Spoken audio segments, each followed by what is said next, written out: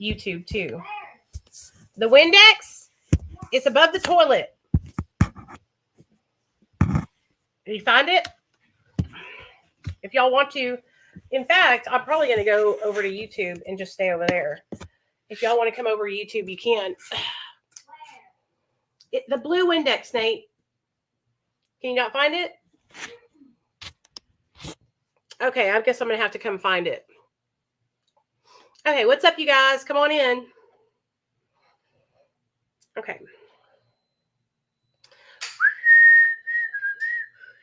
All right, let's go over to my YouTube channel. Don't worry about it, Nate. I'll do it myself.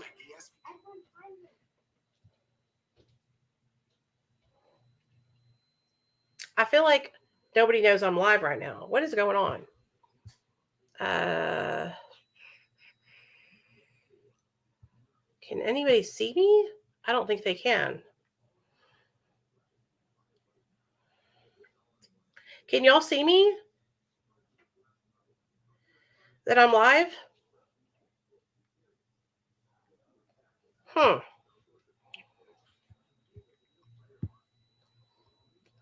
Unlisted. That's why. Poop stains. Make it public, baby. Public. There we go. Hey, there we go. I'm on YouTube, y'all. Do y'all know where my YouTube channel is at? And this is a bad angle, but y'all are going to have to look at me from that angle. Okay, so my YouTube channel is called Discovering Nicole also. Come on over. We're going to talk all about recovery from addiction. We're going to talk about a little bit about what I've been going through and how my life is.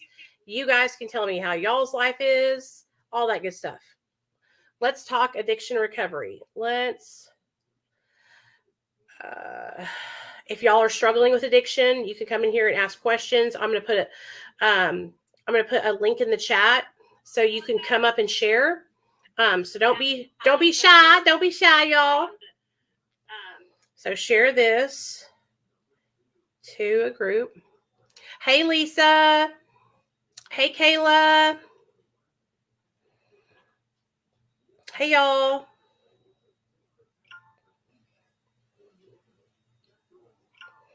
Come on in and hang out.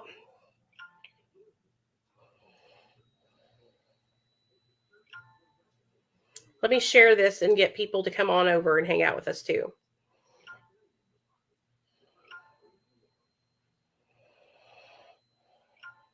So I haven't done like a group live in a while, so I thought I'd come on here.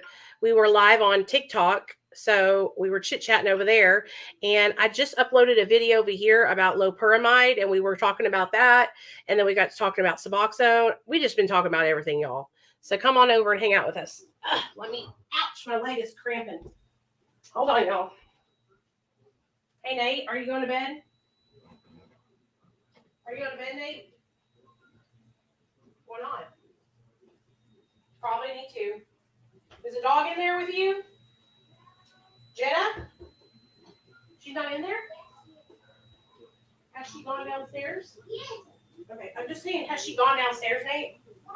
Because it looks like she did. She's right here. I see that, but I see a spot downstairs. Oh, no. Dad. Right there. What is that? Okay. All right. I love you. Go night-night. Okay. I want to wipe down this this little thingy behind me. Hey, Donna. What's up, girl? I just got my PJs on, y'all, so don't judge me. Okay, I want to wipe down this window frame because there's something that's making little ants come back there.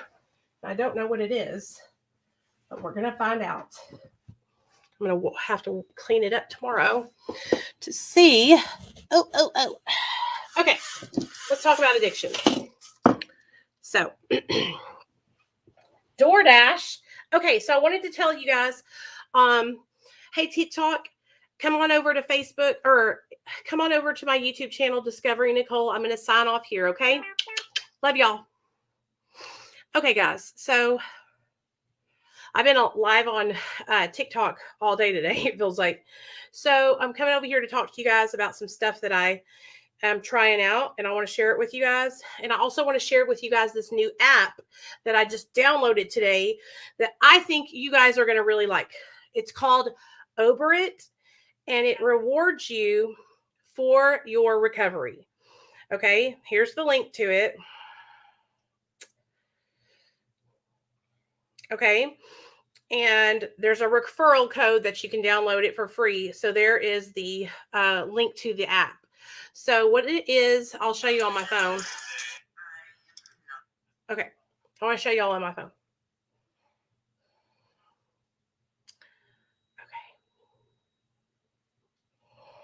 Okay, it's called It.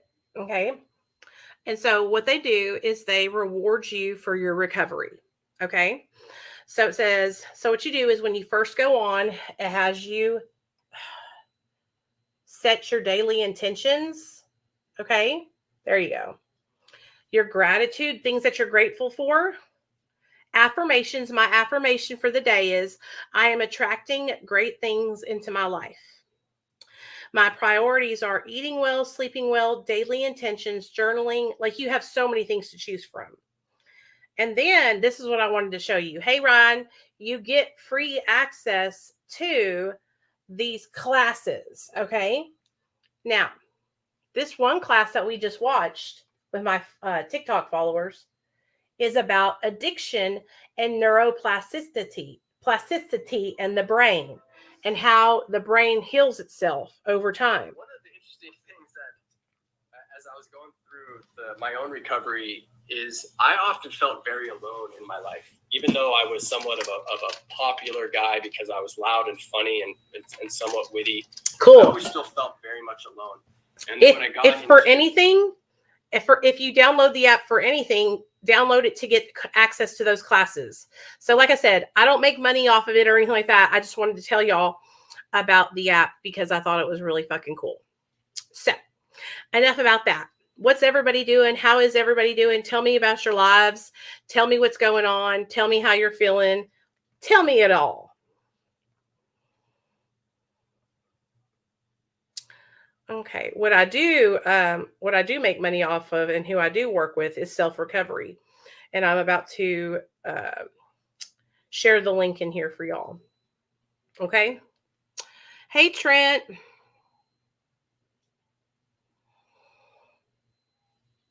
Is that Ryan?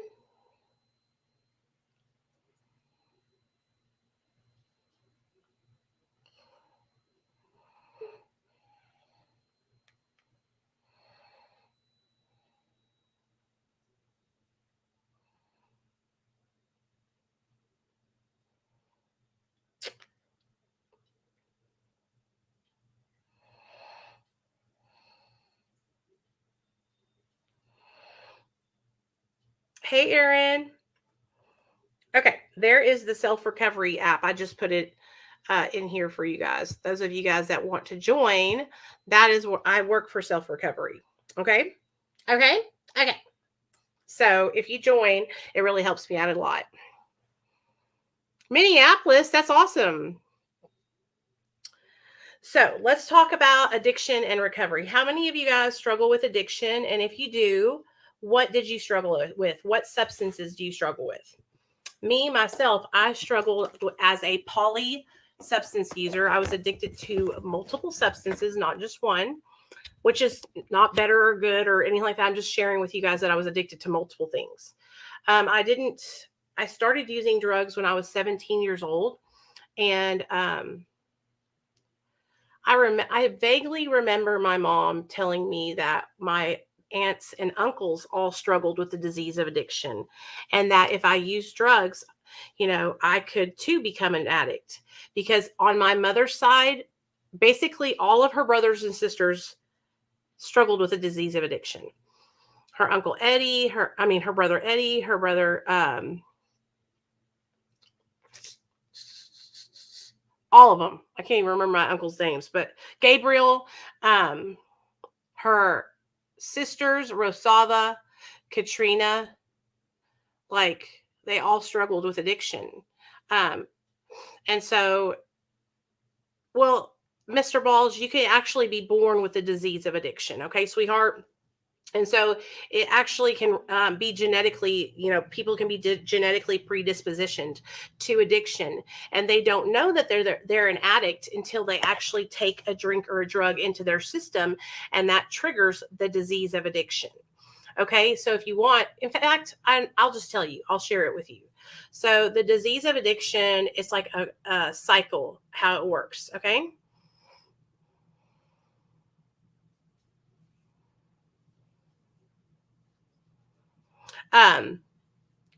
It's a cycle. So the way the addiction cycle starts is it starts like this. Okay. Starts out with a trigger. All right. It could be a trigger to something you see, someone you talk to, smelling something, hearing something, music, anything. Okay. And then that trigger shifts into a thought. Okay.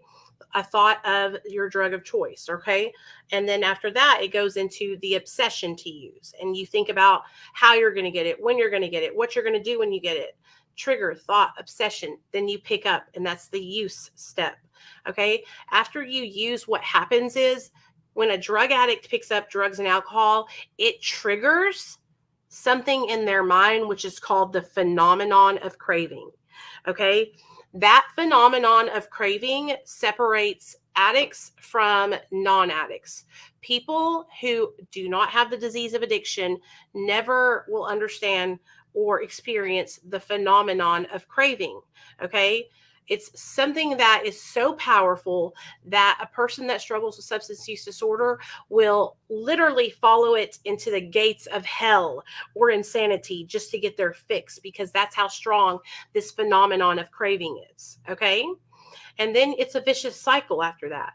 But that is the disease process. Now, for a person that doesn't know whether they're an addict or an alcoholic, if you have never drank or did drugs in your life, okay, and you're like, I wonder if I'm an addict, right? I wonder if I'm an addict. Well, you need to look back at your history, with your family history. Do you have addiction in your family? And if you do, I wouldn't even test the waters. I wouldn't even try to drink or use. My dad was an alcoholic. I have a very addictive personality too. Absolutely. Hey, Edward, how you doing, honey? How you doing? I wish I had never picked up anything. It's so hard. Absolutely. Exactly. Okay. So the only way you can know is if you use. It's kind of like having an allergy. Okay. Let me share you an allergy analogy. So do you know how some people are allergic to peanut butter, right? The only way you find out that you're allergic to something is if you go have an allergy test, right? Well, it's kind of the same thing with addiction. The only way you know you have addiction is if you try and you find out that you're allergic to drugs and alcohol. Hey, Detroit Vision. Hey, Serendipity. What's up, baby? Hey, Jan. And so that's what happens. I remember my mom saying, Nicole, be careful. Addiction runs in our family. But as a young kid, 16, 17 years old, I didn't take it seriously. Now that I'm in recovery, I wish I had listened to my mom. I wish I had taken what she was saying more seriously, because if I had, I might have been able to, not have the situation happen to me.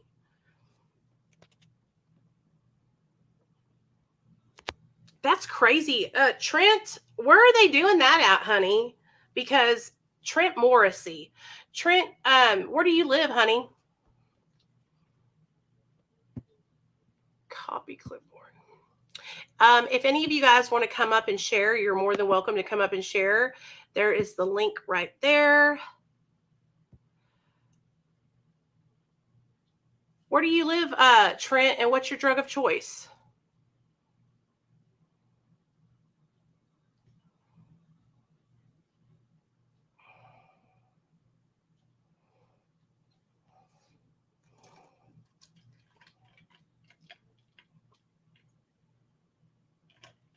No, I'm sorry. No, that's not what I'm trying to say.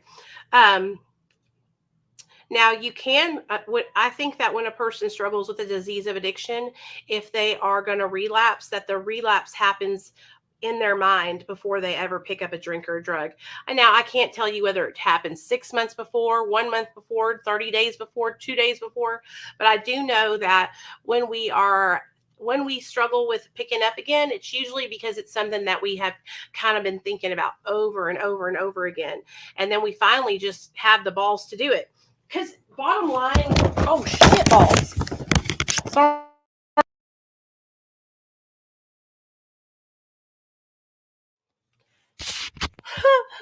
Sorry guys. Sorry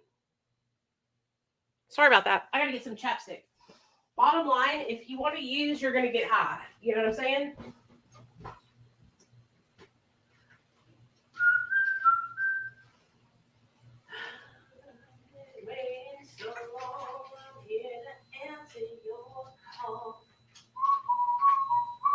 Okay, here we go. I'm coming back. Sorry about that.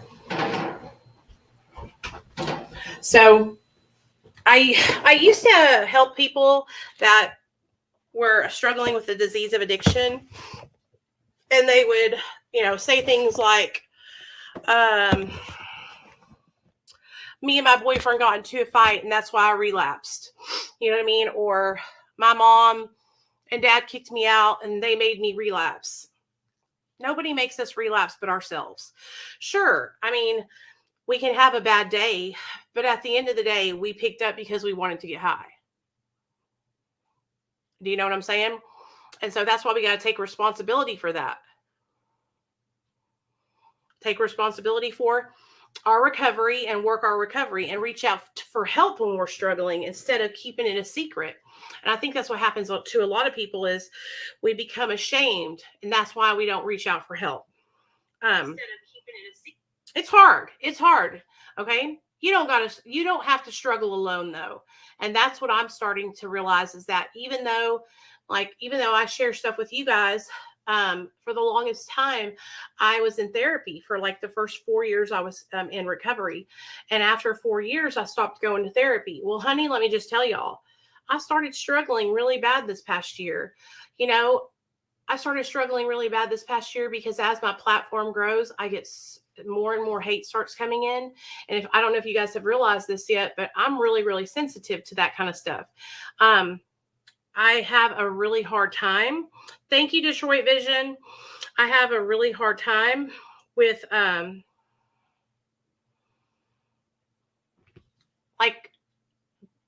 wanting people to like me.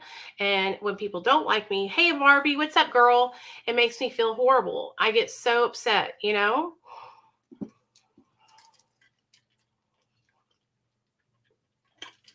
What, Trent? What are you talking about, honey? Are you talking about picking up and using? I think that drug process is out of the big book. Absolutely. I think it is the trigger, thought, use, obsession, that thing. And I learned a lot from the Alcoholics Anonymous big book. I'm obsessed with it. We used to do step studies on my channel, but I got away from that because honestly, you guys, like going to AA, I loved going to AA and I loved the AA in my area. But the longer that I've stayed sober and the more I share my story and I share about being on Suboxone, I cannot tell you how many people are so fucking rude that are in these programs and that literally start shit just to be arguing with people. And it's like they're supposed to be sober, right? They're supposed to be sober and they're supposed to be non-judgmental and helping other people. But I can tell you 100% without a doubt that I've experienced more fucking hate and more judgment from people in 12-step programs than I've ever experienced from any normal person. With a psychiatrist and counselor as well. They said it's common with schizophrenia, but I think it is how he stops the triggers. Hey, Jan, I'm so glad you're in here. Oh, Trent, I remember you. I had to block your ass because you pissed me off. That really made me upset. You really hurt my feelings because I was going out of my way to try to help you and offer you free treatment, and you were really rude to me. Stephen refuses to go to group meetings for that reason. he had a really, really bad experience, and now I can't get him to communicate with anybody. I know, that's what I hate. Can you see my comments? I can't see the comments. Hey, Barbie, I see your comments, girl. Come on over to YouTube.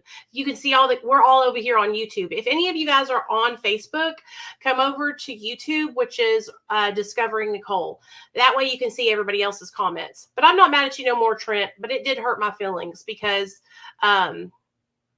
you were basically saying that I was all about money, and that's not the case at all. And I was trying to help you for free, and I meant it.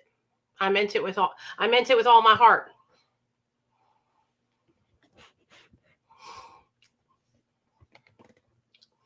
One of my struggles is my in-laws' side of the family throw addiction in our face all the time. I'm sorry. Someone literally offered him meth outside the doors of the meeting, and he called us and begged us to come get him. He had walked there. Damn, really, Jan? One of the biggest stresses.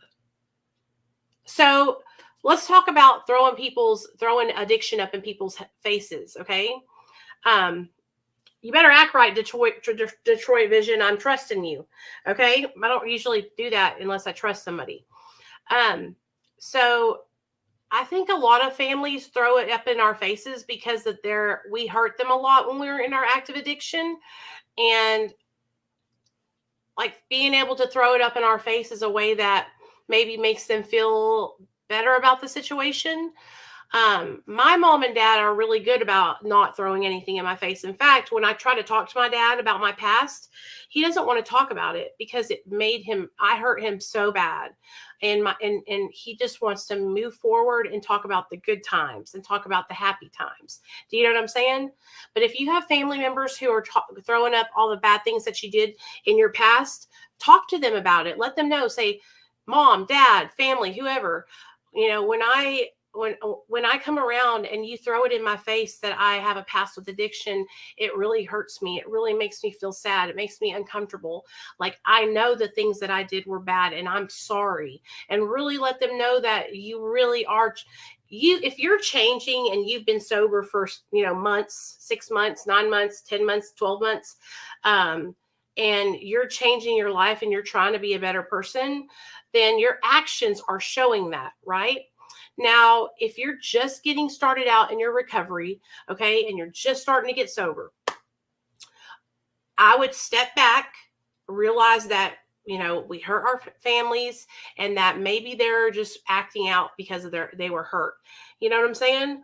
But you don't have to put up with that. You can distance yourself from your family members who are talking to you like that. On his second meeting, that was 2 years ago, and he won't go back. He feels like it's a safe space in the psych office, but he won't go around other people. Man, I'm sorry, Jan. I really wish that he could come hang out with us. I think he would have a good time here. And there's nothing wrong, you guys, with being on Suboxone for the rest of your life. Trent, don't worry about what other people say about that, okay? All you got to do is remember that if it's helping you stay sober and you're able to be a good father or family member, parent, wife, husband, whatever the case may be, don't worry about what anybody else says, because here's the thing. I used to worry about what other people said. And you guys see how much it has affected me. Like, I tried to jump off Suboxone all by myself, and I shouldn't have done that, and a lot of the reasons why I tried to jump off was because of what other people were saying. You know what I mean? And I'm just going to be straight up with you guys. Like, I was really affected by people's judgment of me being on subs. For the longest time, I let it really, really affect me. And I'm just now starting to come out of that cloud of like other people's thoughts affecting me. You know what I mean? It's if I would be lying to you if I said, oh, what other people say about me never bothers me. I'm a human being, and I take into heart what every comment I read, every text message you send me, every voicemail I get, anything. I read it and I take it I think about it. You know what I mean? That's the thing. We never did anything to my brother-in-law. He was a cop and just hates any drug addicts, says we're worthless, needless to say. So Donna, let me tell you something about that. I have the same situation with my sister-in-law. Okay. Me and my husband have never done anything to her. All right. Through our whole addiction, Okay. And we have been sober for almost 7 years now. Y'all know. And she still won't talk to us. Not that I've tried to talk to her. I don't want to talk to her. I honestly, that's one person that I don't care. I don't want to talk to her. You know what I'm saying? But my son is 7 years old, and I would love for him to know his aunt. But he never will know his aunt or his cousins because she just lets that hatred for addiction, I guess, keep her sick in her heart.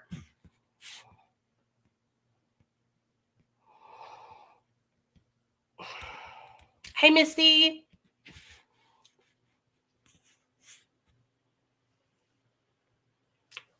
A lot of people are on benzos, you guys, and I'll tell you another thing that so you guys know that I work for Dr. B, and a lot of people have been calling the 1-800 number that I answer for Dr. B. A lot of people, and a lot of the people are on benzodiazepines, okay? And they struggle with benzodiazepines and they want to get off of benzos. And so they call us to get into the program to get off benzodiazepines. But I'm telling you guys right now, it is so many people calling that are wanting to come off benzos. It's a lot. Not to mention all the people that are emailing. Okay. And so you got to think about this. I am the only one answering the phone. Okay. So when people call, it's all me. You know what I mean? He'll be back on Monday. Hey, John, what's up? It's all me. And so I do the best I can to help every single person that calls, every single person. But a lot of the times I can only do so much because I'm not a doctor. You know, so what I try to do with you guys who are calling about it, I try to share with you guys my personal experience with benzodiazepines, which I was on benzodiazepines for about 13 years. It started out as a prescription. Okay. Yeah, Misty, Misty is literally a success case of ours. Misty is a success case of Dr. B's. She's been doing so good. She is just doing great, very compliant. She follows Dr. B's regimen like to a T, and that's why you've been doing so good, Misty, because you actually take direction. You know what I mean? If you follow his protocol, he'll help you get off.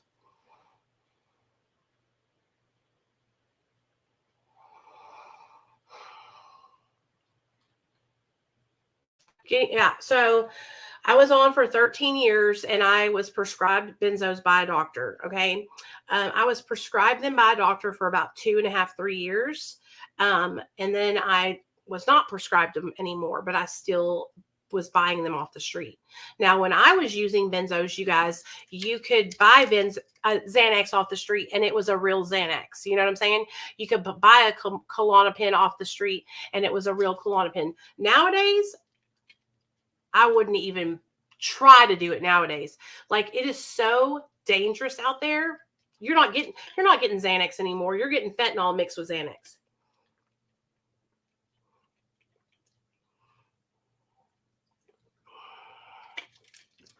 You know what I'm saying? So I'll tell you about how I got off Xanax. Okay. So I had been popping them 6, 7 pills at a time, sometimes even more than that, bars. Okay. Like, I had to have a bar. If I didn't have a bar to work, I was not going to work at my job. Like, I would literally have my drug dealer come and deliver bars to my job. You know what I'm saying? That's how I depended on them for everything. They made my days go by faster at work. If I had, 5 or 6 bars to take at work, I felt like the day just went by like this. So in 2015, when the CPS came to my house, you guys, and I knew right then that I was not going to play games and I was going to go into treatment right away. And so I went into treatment, and for 5 days I was in detox. Okay. And for those 5 days, they gave me Librium and Suboxone. Okay. And on the 5th day, they were going to kick me out. Well, honey, I said, no, ma'am, don't kick me out. I can't do this. I need you to keep me one more day, because they were going to kick me out on a Sunday. And so I was like, please let me stay one more day. So they let me stay one more day, and I got out on a Monday. Now, when I got out on that Monday, I transitioned straight into a rehab center. This is where I fucked up. I was in rehab, and my husband was picking me up every day for court and stuff like that. So I was leaving the treatment center, and I was buying Xanax. And then I was back on Xanax. I had been off of them for 6 days, and I got right back on them, and I was pounding them 6-7 bars while me and my husband were out and about. And then I would come back to the treatment center, and I would be so fucked up. Everybody knew, but I was denying it, and I was testing positive for benzos, and I was telling them, oh, the reason why I'm testing positive is because they stick to the fat cells, which they do. I one time got sober from benzos, and it took 45 days for my urine to be free from the benzos. So after like the second or third time, they were not taking it no more, and they caught me. They caught me red-handed after 2 weeks of sneaking benzos. Okay. Honey, they cut me off cold turkey, ripped me off. And for the next week and a half, I didn't sleep. That's how bad it was coming off those fuckers. But I finally got some sleep, and I've been off of them ever since. Cold turkey. I do not recommend it. You could literally die. Okay. It was the scariest thing that I've ever went through in my whole entire life. But I hear so many people that struggle with benzodiazepines that tell me how hard they're having now. When I talk to people on the phone, they tell me that they've tried to stop benzos and they have a constant ringing in their ears. Their skin feels like fire. Their stomach, they have stomach issues, gastrointestinal issues, diarrhea, stomach aches, brain fog.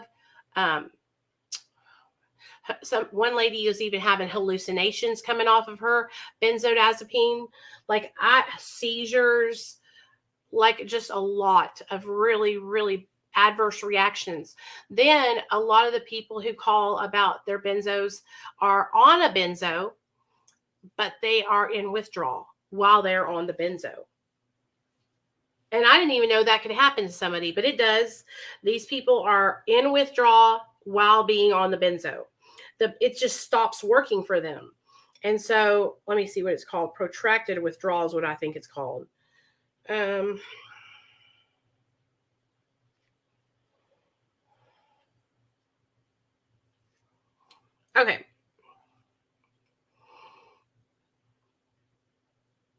Yeah, so here it is. It says protracted withdrawal symptoms with that benzodiazepine. That benzodiazepine withdrawal syndrome is a complex phenomenon which presents serious difficulties in definition and measurement. It is particularly difficult to set out precise limits on its duration. Many withdrawal symptoms are a result of pharmacodynamic tolerance to benzodiazepines, some mechanisms for which are discussed. Such tolerance develops unevenly in different brain systems and may be slow to reverse. Withdrawal symptoms occurring in the first week after cessation of drug use tend to merge with more persistent symptoms that may last for many months.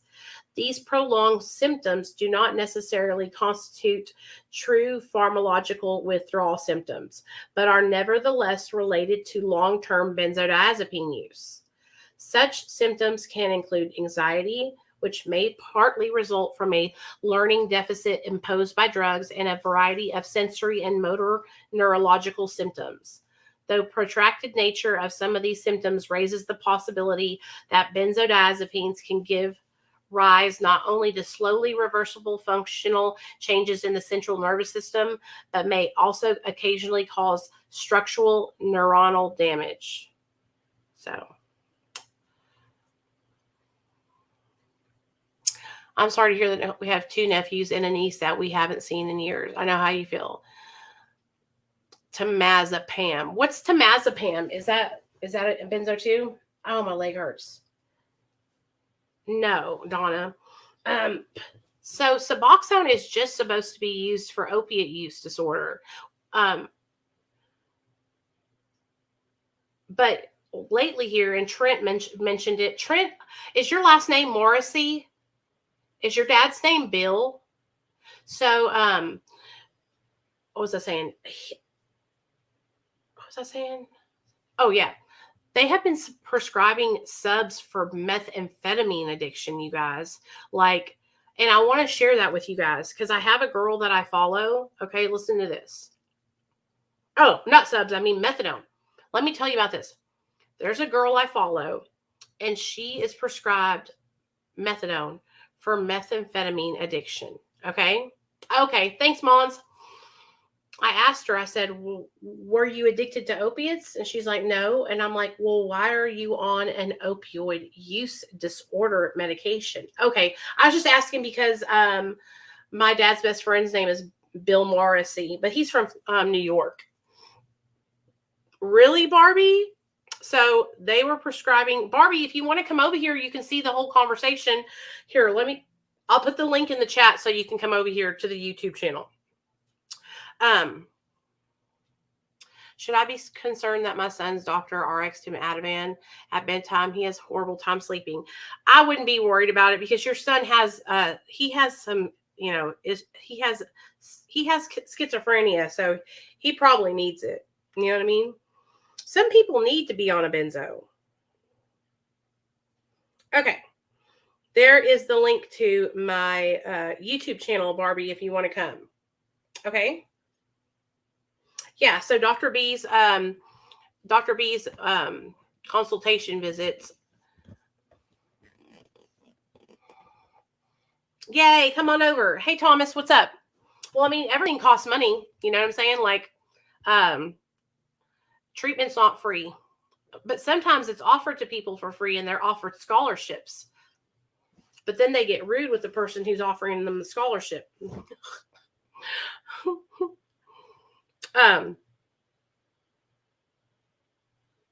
Hey, Thomas, I'm so glad you came over, man. I wanted to do, I already made you a moderator. Thank you so much, man. I really appreciate you the other night when you were in here, just being so supportive and everything. I love that.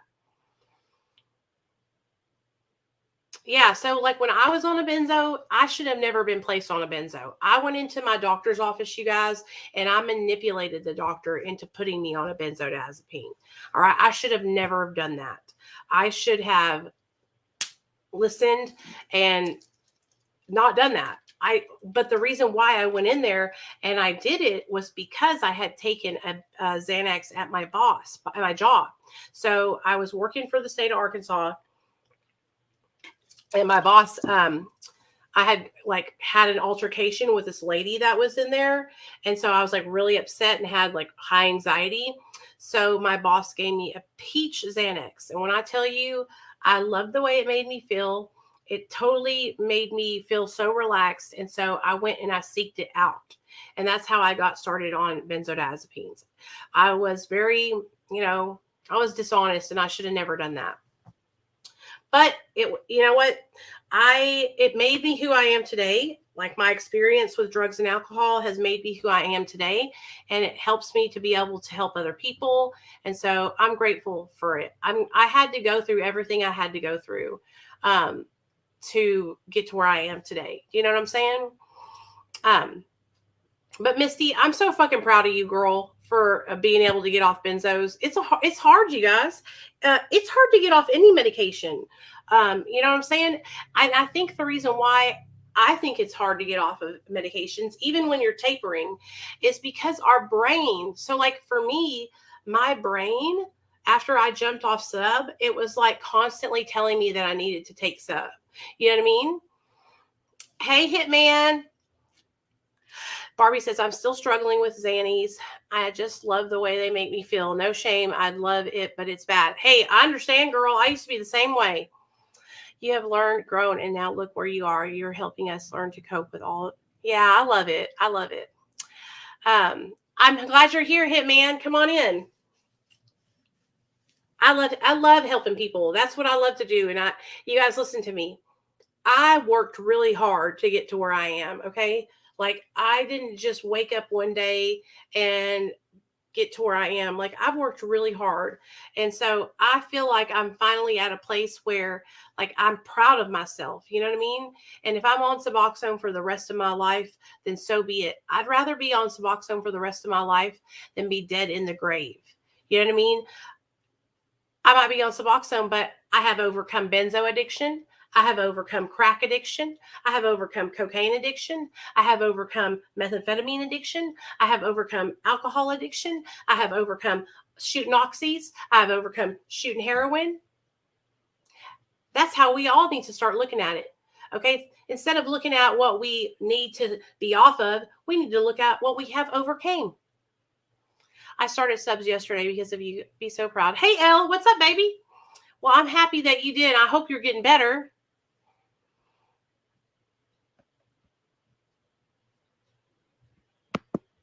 Here's a link if you want to come up and share and talk to us about how you're doing, okay? I think addiction is a lot to do with the way our brain works and fixates on things that's the hard part. Absolutely. Absolutely, Barbie. So we were listening to a video about the brain and addiction, and it's freaking cool. I just want to share a little bit of it with you guys. I won't listen to a lot. I won't make you listen to a lot of it, but it's on that app that I was telling you about that I just recently downloaded called Oberit, Oberit. I put the link to the app in my comment section, but it's about neuroplasticity. Okay. It's about our brain, and it talks about how our brain heals, but I want to show y'all something. Okay. Interactions among brain circuits. Let me read this to you guys. Addiction is treatable. Chronic medical disease involving complex interactions among brain circuits, genetics, the environment, and an individual's life experiences. People with addiction use substances or engage in behaviors that become compulsive and often continue despite harmful consequences. Okay? That's what addiction is. And our life experiences. We've all put ourselves in situations where we're like, oh man, I'm around the wrong crowd, or I'm in the wrong cells. And if you damaged them through any process, whether it was through some different roles and responsibilities, for example, glial cells are more along the lines of structure, but the neuron is the one that transmits information. So everything that you're seeing, hearing, tasting, thinking right now is all transmission of information, and that's being passed on by a neuron.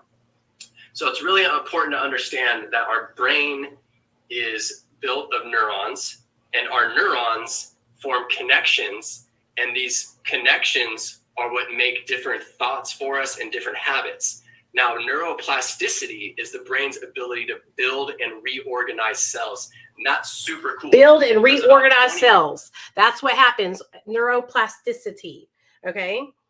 That's what our brain does whenever we are in recovery and we start working our recovery. Our brains heal. Okay. So the app is called Oberit, Oberit. And you can literally access, hold on. There you see it, Oberit, beside the YouTube app. You can literally access, let me put the link in the chat for y'all. You can access these classes and actually listen to them. And what it does, listen to this, you guys. This is so cool to me. What it does is it actually, where's that? Okay, here you go. There's a link. So when you get sober, when you get sober, your brain starts regenerating and starts healing itself right when you get sober. But it's not like it takes time. So let me tell you this, okay? I've been sober for almost 7 years. In July, it'll be 7 years. And I want to say, like, the first year of my recovery, it was the most difficult time of my life.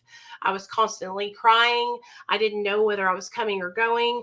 I didn't know if I was going to make it. I didn't know if I was going to be able to stay sober because I still thought about drugs all the time. And I think about drugs now, but it's not so much because I want to use them, but it's because I think about them because I want to share about them. I want to talk about what I've gone through. I want to talk about my experience. So our brain starts regenerating cells and healing itself when we get sober right away. But we help it to do that, to heal even more when we're actively participating in our recovery and actively doing things to change ourselves. Barbie, honey, I can relate to that, sweetheart. I used to dream about my drugs of choice too, methamphetamine especially. I used to dream about shooting meth, and I would wake up and think I shot it. So I totally understand. Totally understand.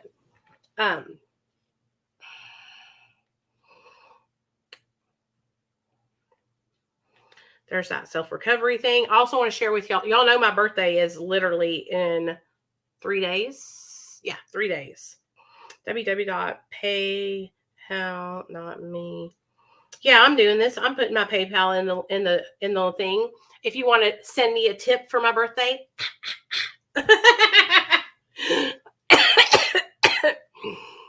Y'all don't make fun of me. I don't normally do that, but if you want to tip me for my birthday, I'll take it, honey.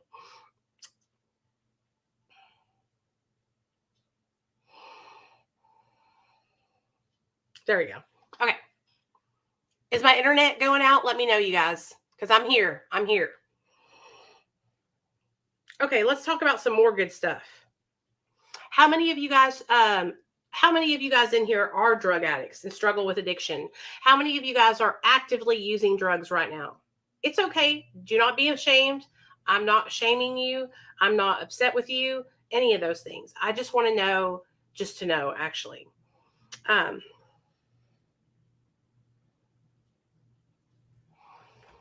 Also, I want you guys to know, if you are actively using drugs, you are welcome here. Anybody that's an active drug user, I want you to know I love you. I want you to know I support you. I want you to know that there's no judgment here. I understand.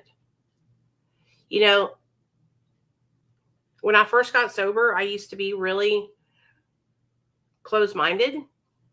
And I thought if a person wasn't in recovery, then, they didn't need to be sharing anything.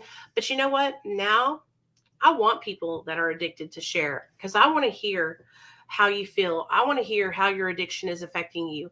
I want to hear what you're doing and how you plan on getting out of your addiction. What are you going to do differently? Hey, Mark. Well, baby, if you think they count, they count. Are you addictively taking them? Only you can answer that, though. You know what I mean? I can't answer that for you. Really? That's okay, Trent. I'm not going to judge you for that at all. I used to do that too. Not since I've been prescribed them, but I did do it in my past. Can I ask you, what makes you want to do that? Do you actually get a feeling from it? Because when I did it, I didn't get a feeling from it. It didn't do anything. Or is it just the act of doing it? And here's the thing, okay? When we're actively using, it's because we are seeking something outside of ourselves. Okay. And so I want you to know, if you're actively using, that I want you to know that I understand and I care for you. And I want you to know that you can come here and you don't ever have to be embarrassed. You don't ever have to be ashamed. Okay. I understand 100%. And I wish that when I was getting high, I wish there was a place that I felt comfortable to go hang out with other people that were addicts, that were in recovery. You know what I mean? So I'm proud of you guys for talking about it. Hitman, I know that. Hitman, you always tell us about that. You're always honest about it when you come in here and tell us about being on meth. Are you still, have you been using today? Don't apologize. You don't have to apologize, honey. I understand, okay? I'm not mad at you. I'm not upset with you at all. I understand, okay? I understand, and I know that addiction is so powerful, you guys. It's so powerful, and when we're using, we're not our normal selves. You know what I'm saying? So why don't we, I want to ask you guys that are still actively using, I want to ask you a question, okay? And don't answer it real quick. I want you to think about it before you answer it, okay? Why are you getting high? What is getting high doing for you? Okay, that's what I want to know. I'll share with you why I was getting high and why I think I started using it in the whole first place. So, as you guys know, I'm very sensitive. I'm a very sensitive person. When people say things that are mean to me, it hurts my feelings. And so I've always been like that ever since I was a little girl, ever since I can remember. And so when I was a little girl, I was really insecure. I can remember like being chunky and other people making fun of me for it. I can remember being super duper dark, way tanner than any of the girls in my grade, and feeling insecure about that. I can remember having a really short little bowl haircut and being insecure about that. And so just a bunch of insecurity. They were probably going, why didn't your parents raise you to be more confident in yourself? My mom and dad were amazing, you guys. They had me in extracurricular activities.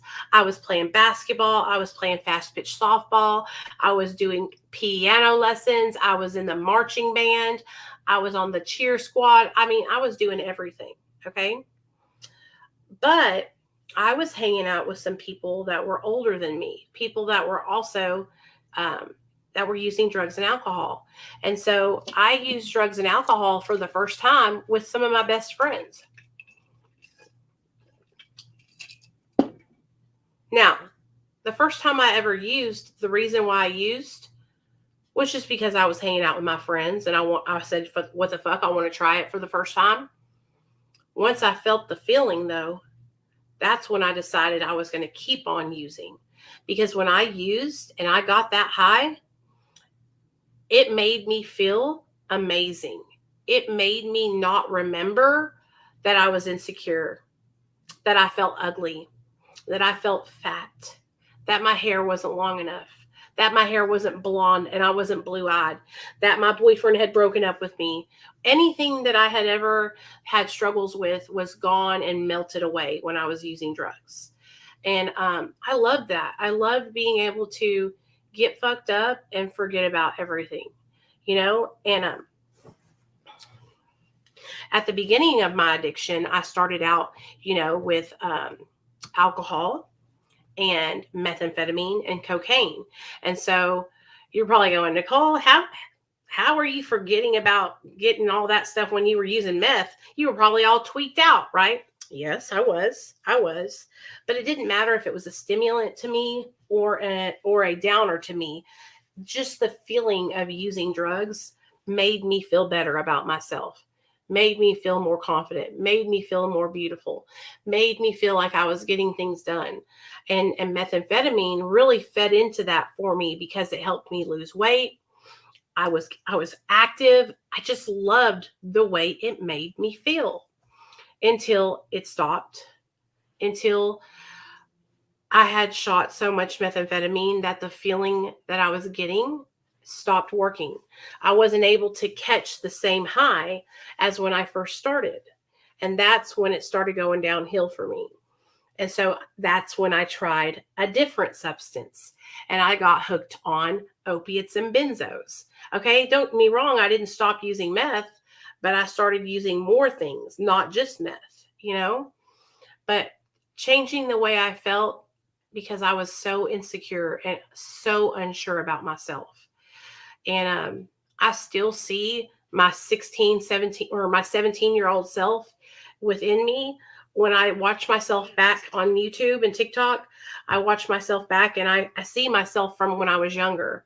When I have people that comment mean and nasty things to me and I, make a video or comment back to them, I remember being that little girl who was so afraid to make any kind of riff or any kind of confrontation. I would totally back away from. Now, honey, I go for the gold. You know what I mean? And I'm going to say something. I'm not going to let people walk all over me. I'm not going to let people talk shit about addicts. For the euphoria, it's like sex. Oh, I totally understand, Hitman. So that was a huge motivation for me using methamphetamine also, was the euphoria that it gave me and being able to do what I did. Hello?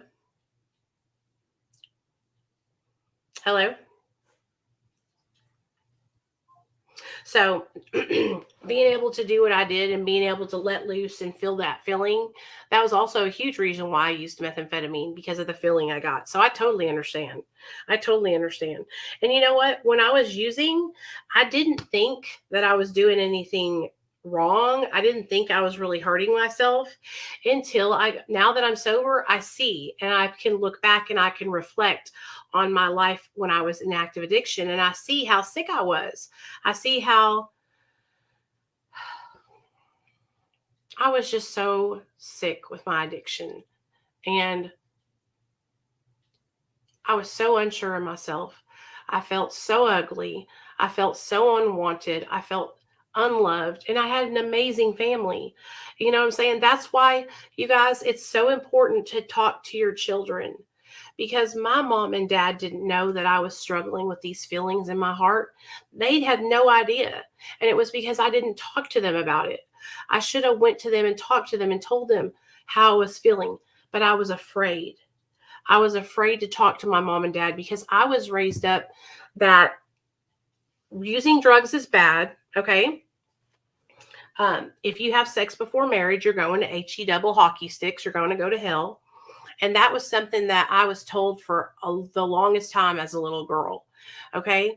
And so I didn't talk to my parents about drugs. I didn't talk to them about sex, nothing. I kept everything a secret. And I'm not blaming my parents, you guys, at all. But I'm trying to let you guys know that it's so important for us to talk to our kids about the disease of addiction, about these important topics, because I don't want your children to be like me and hide away from you. Hey, honey, what's up?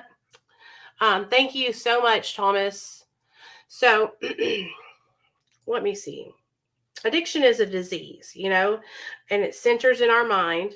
And they talk about that in the big book of Alcoholics Anonymous, how the disease of addiction centers in our mind.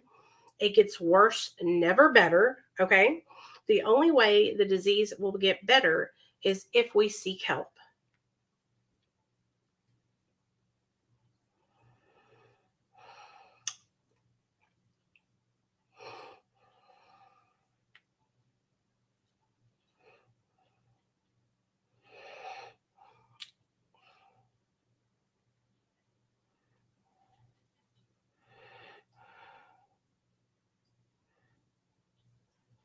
I just got a message from Bright Heart Health. Hey, my cherry, what's up? My heart hurts for you, Nicole. My parents always taught me to be very open with them, and I thought I had taught my boys the same, but I think boys are just different. Yeah, boys, I'll tell you this, women communicate a lot easier, even in sobriety, like helping people. I've noticed that. Also, it's really hard for men. Like I always tell my husband, Neil, you need to get a sponsor or a mentor or an accountability partner, somebody that you can talk to about what you're going through, right? He will not do it. I think it's because men don't open up to other people as easily as we do. You know what I'm saying? For those of you guys that are here on TikTok, I'm live over on YouTube also, which is Discovering Nicole. And you can come over there, and I'm actually putting a link in the chat. So if you want to come up and chat, you can. Okay, paste. There we go. Just let y'all know, if you want to come up and chat, you can click that link and come on up. So what I'm doing is I reached out to a bunch of different Suboxone doctors. I was raised the same way, Nicole. My parents were great parents. Childhood was great. We were close and loving, but we just didn't discuss anything. Yeah, same. It was like, you don't talk about that kind of stuff. You know what I mean? Hey, Roey, you're coming up? Come on, girl.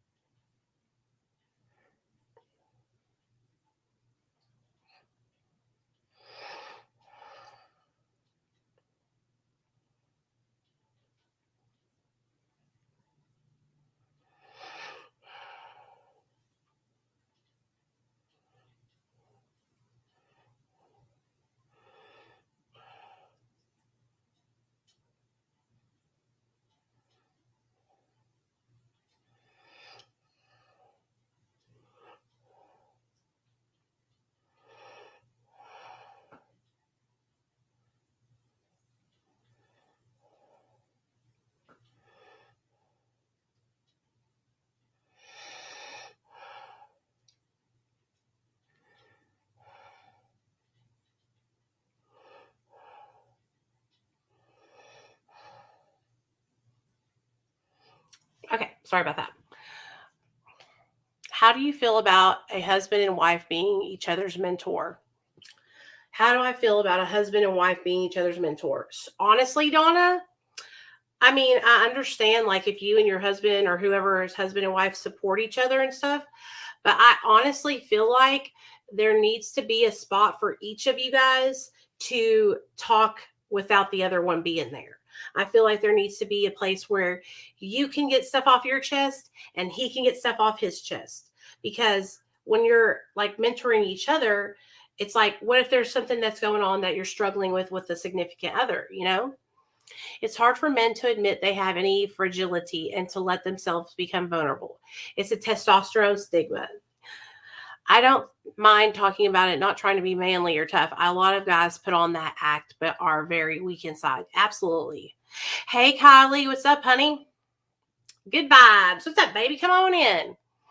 Are sponsors always the same gender? Hey, Jonathan, that's a great question. No, they don't have to be. You can actually, if you're a man, you can have a woman sponsor, but the only reason why they recommend for you to have like the same sex sponsor is because of this reason right here. Sometimes when we're working on ourselves and we're sharing vulnerable moments, we can fall in love with each other. Straight up. I'm just going to be honest with you. You can start catching feelings for your sponsor. Okay.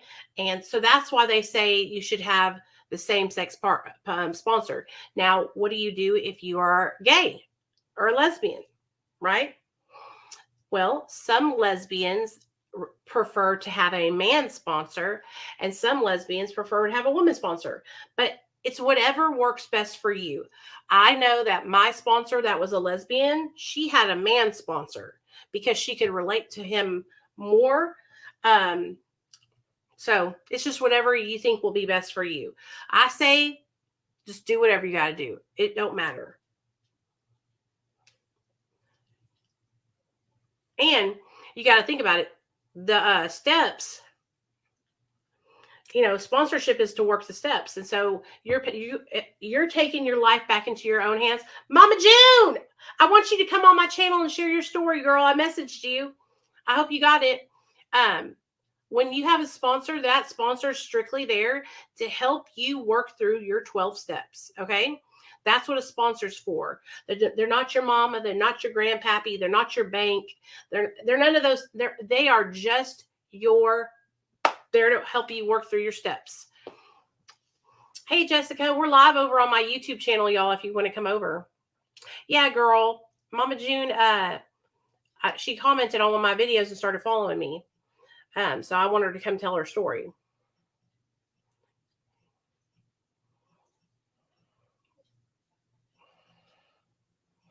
Which I'm so proud of her for getting sober because we all watched her, you know, struggle. Can you imagine being online and having hundreds and thousands of millions of people, okay? Millions of people watching you go through one of the hardest times in your life, okay? And so I have so much respect for her. Ow. Hey, I'm on 0.25 one eye. I would get a female sponsor if I could, and I am not gay. Hey, Mark. I mean, whatever y'all think works best for you, okay? Now, I'll tell you this. You know, some sponsors will say no. And if that happens, then you just go on to the next one until you find somebody that works best for you, okay?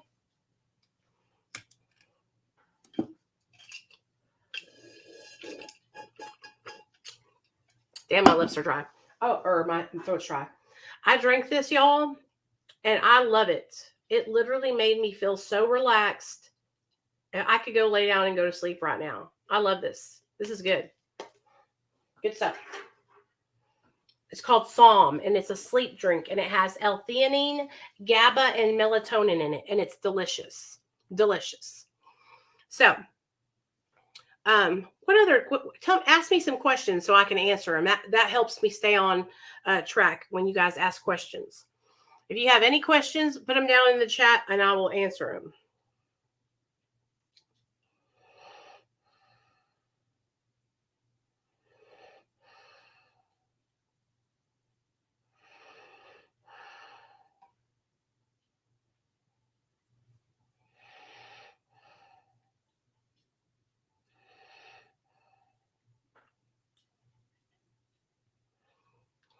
What's the hardest thing you've had to do so far? Like the number one hardest thing?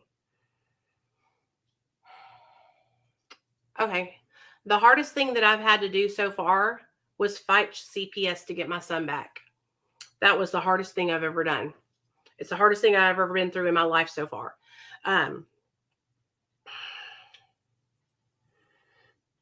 Hold on. I worked so hard to get my son back, and the state of Arkansas was trying to prove that I was not fit. Okay. They were trying to prove that I was unstable somehow. I actually was wanting to talk to you all about working together.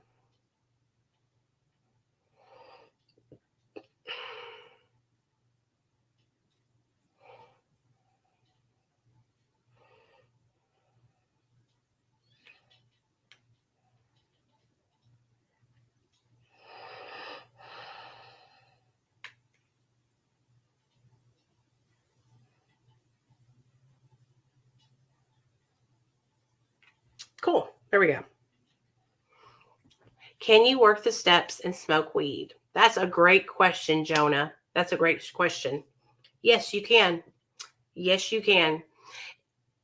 A lot of people will probably say, that's not right, Nicole. Da-da-da-da. You can work the steps no matter what. If you have a medical marijuana card and you are using that marijuana to help you in your recovery, absolutely you can. Even harder than getting sober. Absolutely. Absolutely.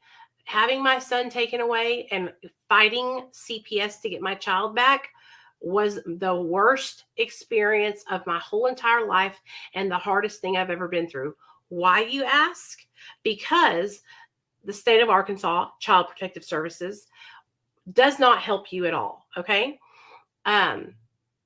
If I was Child Protective Services and I took somebody's kid away because they had a drug addiction, then I would get that person into treatment. I would help that person with. So they didn't do any of that. I did all of that. I went and found the rehab that I needed to get into. I got myself into therapy. Okay. I got myself a sponsor and started going to meetings. I started working the steps.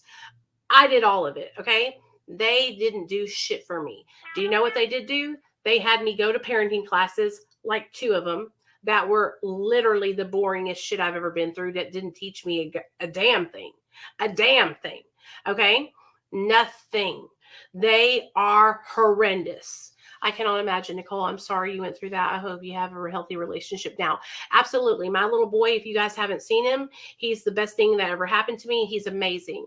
My son got taken away from me when he was 1 year old. It was exactly 2 days before his first birthday. Okay.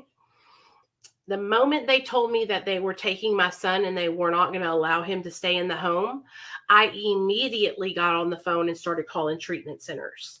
I asked them, I said, where are y'all going to send me? What treatment center are y'all going to send me to? Because I wanted to go to treatment and have my son with me, because there are programs for women and children.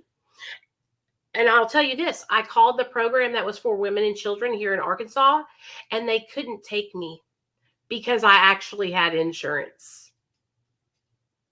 Because I had private insurance.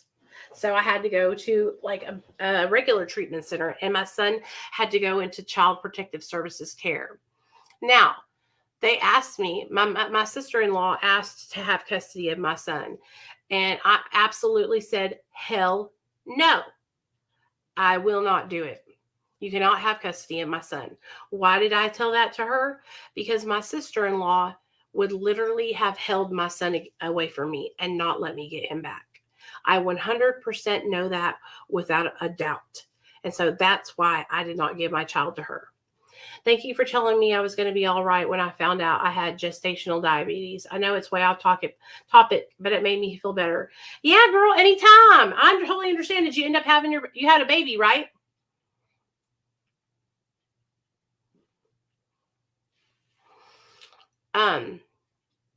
You know, when an entity like Child Protective Services steps into your life and removes your child and totally fucking turns your whole world upside down, you would think that their goal would be, okay, this person has an addiction. We need to help this person get sober so that way they can be reunited with their child, right? And so you think that they would have like a caseworker that would step in and help you. My caseworker, she quit 2 days later or like a week later. Okay. The woman who stole my child from me literally quit 2 weeks later, a week later. And then I got a replacement person. Now, the woman that got replaced her her name was Kawachi. She was an amazing lady. We actually are friends to this day. But she had so many people, so many kids that they had taken away, that she couldn't do everything she needed to do for me because of all of the cases that she had. She could barely remember to come over and drug test me. I would have to call her to remind her. Okay. Then when I would go up to the office to drug test and she wouldn't be there, I would literally have to wait 45 minutes out in the fucking lobby because none of the bitches wanted to get up off their fat asses to come give me the damn drug test. Literally made me wait out there. I mean, my husband would be out there waiting, dancing. All of them sitting behind their desks just looking at us. I'm like, can somebody not get up and drug test us already? Yeah, okay, good job, girl. You're going to be all right just as long as you start do what they tell you to do with your food and stuff like that. You're going to be all right. CPS and OCS can't even keep steady caseworkers where I live. I bet. I don't have any questions, but I just want to say thank you for being you. You truly make this world a much brighter place. Hey, Krista, thanks, baby girl. Hey, Kylie, thank you, baby girl. They should be helping you rebuild that relationship and finding you resources. Absolutely. Absolutely. Yes. The reason why I'm still friends with Kawachi is because she actually wanted my son and me to get reunited. And she would sit down and talk to me. I would cry my eyes out to her. The first time I actually got visitation with my son after I got busted for having the Xanaxes, I'll never forget it. She came to pick me up from the treatment center and I was crying my eyes out. And she's like, now come on, girl. You got to stop crying because if you cry, then he's going to be upset. He's going to sense that. And she was trying to calm me down to help me. You know, she was a good person. She ended up leaving and quitting because they're so shitty. And I'm telling you guys, if you have the job of removing children from houses, I would be the best caseworker. I would be the best caseworker because I would sit down with every single parent and I would let them know, I am here to help you. I want you to succeed. I want you to get your children back. I don't want you to lose your kids forever.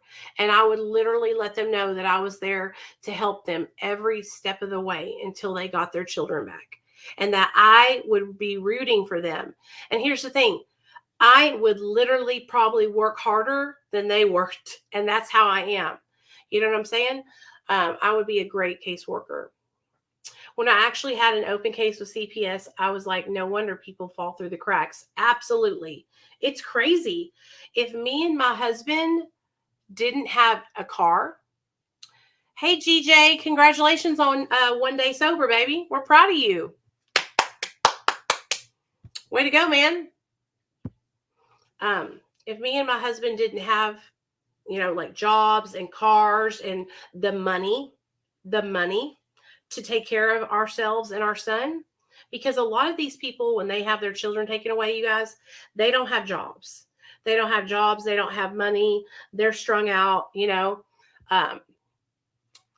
We literally lost 20 nurses who accompanied the DSS caseworkers quit out of frustration and the stress. We ended up having to hire counselors and let the nurses go back to clinical work. A lot of the time they are on a power trip. Yes, I was going to say that. I actually saw a woman. I want to show y'all if I can find the TikTok, I'm going to show y'all. Okay. So this lady made a TikTok video and it was like, me just doing my job because it's not my job to be a detective. me just something about taking kids away, was just her job. She's not supposed to find out whether or not the rumor is true or the allegation is true. Me believing the abuse because it's not my job to be a detective, right? Well, first of all, ma'am, isn't it CPS's job to find out whether or not the accusations are true? Hey, girl, no, I didn't, Courtney. It didn't come through. Courtney, if you said anything about like drugs, any kind of drug name in there, it won't come through. So abbreviate whatever you said and make sure the question's not too long, because then TikTok won't post it. Okay, baby? If you come over to my YouTube channel, Discovering Nicole, I'll be able to see it even better if you can't get it over here. It literally is your job to investigate. Exactly. Okay.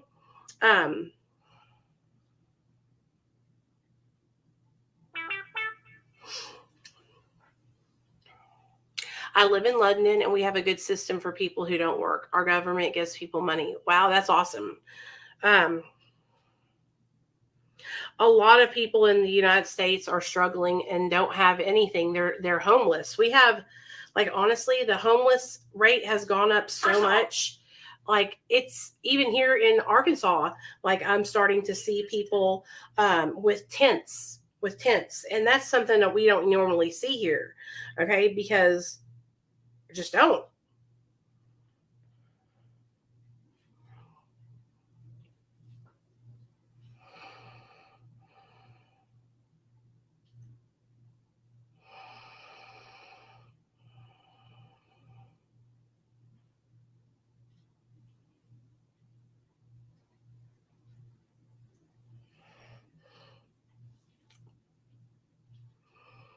Well, I'm not going to take anything you say seriously if you can't fucking spell the word addict. This is what we living at, y'all, and this is what the government's doing. Joe Biden said he spent $60 million. I've been lucky with the caseworkers I've had in the past because I know they can snatch your kids sometimes for no reason. Absolutely. And I have comments left on my page that are like, the CPS doesn't just take your child for no reason. They do. I've seen it happen. Now, my kid got taken because I was abusing drugs and alcohol. Okay. And there was accusations made against me that I was neglecting him.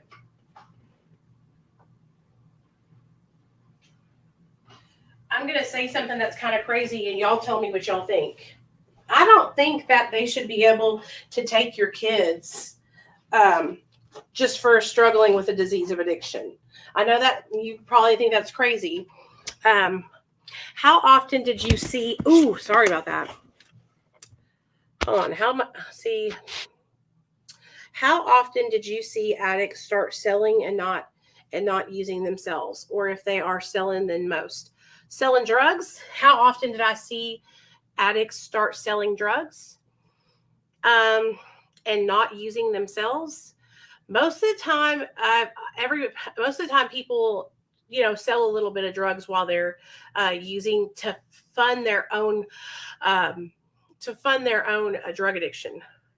How often did you see ex-addicts start selling and not using themselves? Oh, honey, no, I've never seen anybody that is an ex-drug addict start selling drugs and stay sober.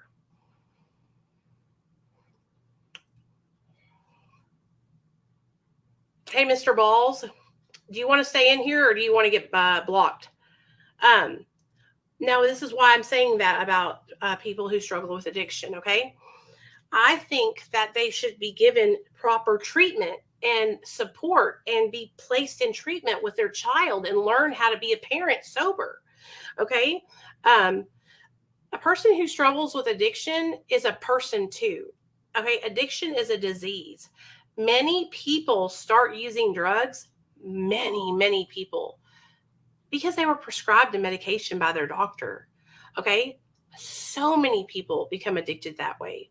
Then there's other people who become addicted because they were literally forced, okay? They were literally like abused and given drugs. Some people become addicted because they have so much trauma. They were beaten and abused as children. Like, these are people, okay? If people are ex-addicts and they're trying to sell drugs, like, I don't understand how that will ever help them or ever work. They'll probably relapse and start getting high. And if they say they're not getting high, they're probably lying. I mean, I don't believe that for a second. When I've seen it, they usually relapse shortly after. Absolutely. Absolutely. And so, saying laugh out loud, I'm sure junkies provide the best care for their children. What a stigmatizing statement, man. You must not be an addict yourself. Just because somebody struggles with addiction doesn't mean that they're a bad person or a bad parent. I know people who have struggled with addiction who are amazing parents. Okay. I know people who were literal soccer moms and while they were on drugs. Okay. So don't judge people, you know. I did because my ex did and I wanted to try. He warned me of everything, of what would happen. Yep. And so when I say that, you guys, like, I'm not saying, oh, drug addict people that struggle with addiction need to be able to have their children no matter what. What I'm saying, oh, Gaber, hey, what's up, man? Gaber Mate, I know who you are. Hello. Somebody's calling the 1-800 number, keeps hanging up. I'm fixing to look up their name on the call tracking metrics. Hold on. What people don't understand is that whenever you call this 1-800 number, I get all your information through this thing called call tracking metrics. So you're not really anonymous.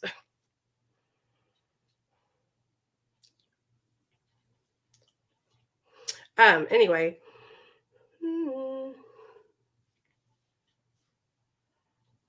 Oh, really, Courtney? I'm sorry, girl. Yeah, it's not impossible, but it's highly unlikely. Exactly. Have you, Gaber Mate? I have heard of that. He's a YouTuber, right?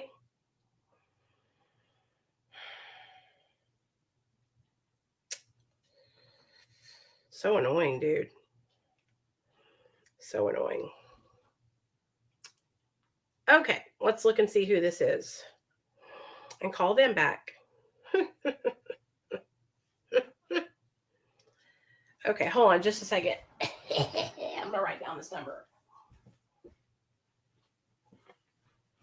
Okay. It makes me, it is annoying when people do that on purpose. You know what I mean? There's no reason to do that when you know. It's like they do it on purpose and hang it up. Okay.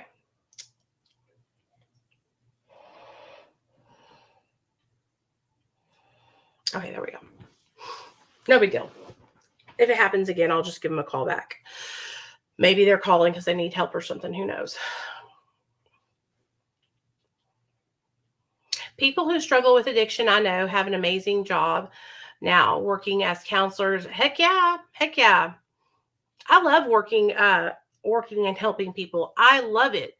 What I don't like is people who are just like overly nasty to people that try to help others. And they get like, I know there's a lot of people who like assume that because people work helping people in recovery, that they assume that we're all the same, you know? Yes. Let me look him up. Isn't he on YouTube though? He makes videos on YouTube, doesn't he? Hold on. Let me look him up. I'm pretty sure because Dr. B told me about him. Yeah, he does make YouTube videos. Okay, let's look and see what he has to say. Oh, he's only got a couple videos. No, he doesn't. So, trauma and healing. Addiction. Here we go. Addiction. Thank you for telling me this. Okay, let's look. The power of addiction. I want to hear this. It always posts as new businesses open, so I would post on Nextdoor. I've come to talk to you about addiction, the power of addiction, but also addiction to power.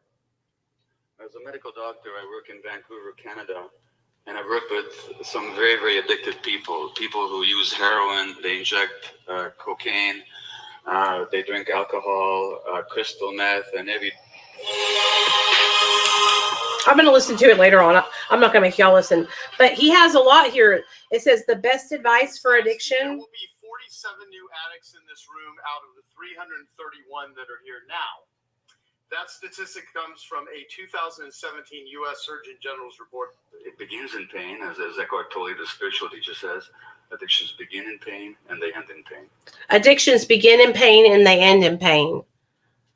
Well, it was on this stage last year that I actually, for the first time, publicly told about not only my drug addiction, which I, for several years ago was the first time I started talking about being a drug addict. And what was that? Is cocaine, was it? Or It was cocaine, yeah. Right. Well, I mean, heck, when I was... Gaber Mate. I'm going to listen to that. I'm excited. Thank you for telling me about it. Gaber Mate, Gabermate.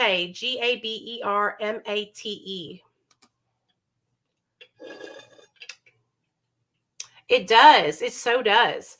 Because we start out because we're hurting, and then to get out of it, we have to hurt. You know what I'm saying? That is so crazy. Addiction begins in pain and ends in pain. I'm going to make a video about that real fast. I like that. Y'all literally, this is my thought process when I'm doing stuff. Y'all are here for it, huh? Okay. I hope y'all don't mind hanging out with me. We're just hanging out. Okay, people.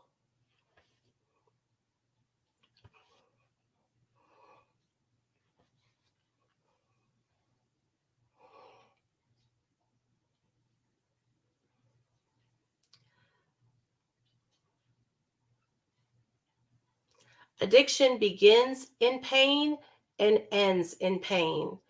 You guys, I was just starting to listen to this Dr. Gaber Mate on YouTube, and he said those words. Addiction begins in pain and ends in pain. And that just, bam, it socked me right in the gut, man, because it's so true. We start using drugs because we're hurting inside, because we feel alone, because we're insecure. And then in order for us to get sober from drugs and alcohol, we have to go through pain to get out. And it just fucking makes so much sense to me. If you guys haven't followed this doctor, I was just made aware of who he is, and I'm fixing to binge watch his shit. Come on and do it with me. Okay. Addiction begins in pain and ends in pain. You guys, I love this. I'm so glad you told me about him. Gaber Mate on YouTube, and he said those words. Addiction begins in pain and ends in pain. And that just, bam, it socked me right in the gut, man, because it's so true. We start using drugs because we're hurting inside, because we feel alone, because we're insecure. And then in order for us to get sober from drugs and alcohol, we have to go through pain to get out. And it just fucking makes so much sense to me. If you guys haven't followed, addiction begins in pain and ends in pain. You guys, I was just starting to listen to this Dr. Gaber. I always do this with you guys. Yes, behind the scenes, baby. Addiction begins in pain. Hold on. And then in order for us to get sober from drugs and alcohol, we have to go through pain to get out. And it just fucking makes so much sense to me. In order for us to get sober from drugs and alcohol, we have to go through pain to get addiction. I'm clipping it a little bit. From drugs and alcohol, we have to go through pain to get out. Addiction. Okay. And then I'm going to put down Dr. Gabe. In pain and ends in pain. You guys, I was just starting to listen to this Dr. Gaber Mate on YouTube, and he said those words. Addiction begins in pain. Sorry, guys. Ends in pain. And that just... Okay. I love doing stuff like this. Did you really, Clarissa? We're over on my YouTube channel if y'all want to come over. There's a lot more people over here. Discovering Nicole. I I can't sleep because I can't shut my mind off. My son had a bad day and I'm worried, but seeing you or live helped me. Hey, Jan, I'm always here to help. If you want to, you can call me too on the 1-800 number. I answer it. I mean, you guys see me answering it. You know, I used to be told, or I used to think that I was a drug addict because I was weak-minded. Okay. I used to think that because I struggled with addiction, that I was doing it because I was weak and because I didn't really want to be sober. Right. And that's why I was doing all this. That's why I was struggling with addiction. I literally thought it was because I was weak-minded. Okay. That's what society teaches us, is that the reason we are the way we are is because we're weak. And that's just not true. It comes from pain. Man, that's so true. That hit me hard, man. I'm so glad you told me about that, GJ, for real. That hit me so hard. It made me cry, but in a good way. It hit me too, Nicole. The families have a lot of pain too, but nothing compared. Listen to me. I think the families have even more pain than we do. And I know that because I'm a family member of an addict too. Hold on, I gotta get some water, y'all.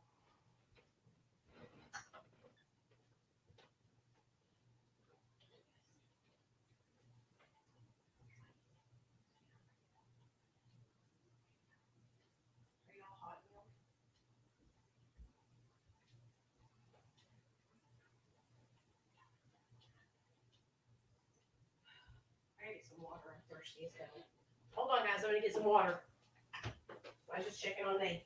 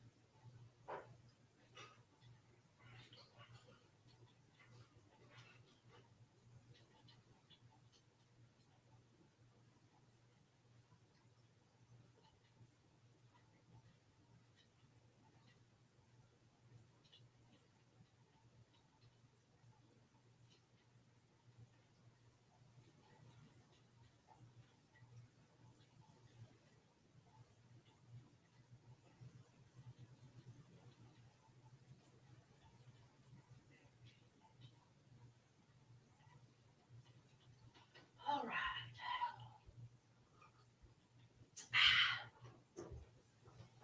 Okay. Sorry, guys. I had to get something to drink.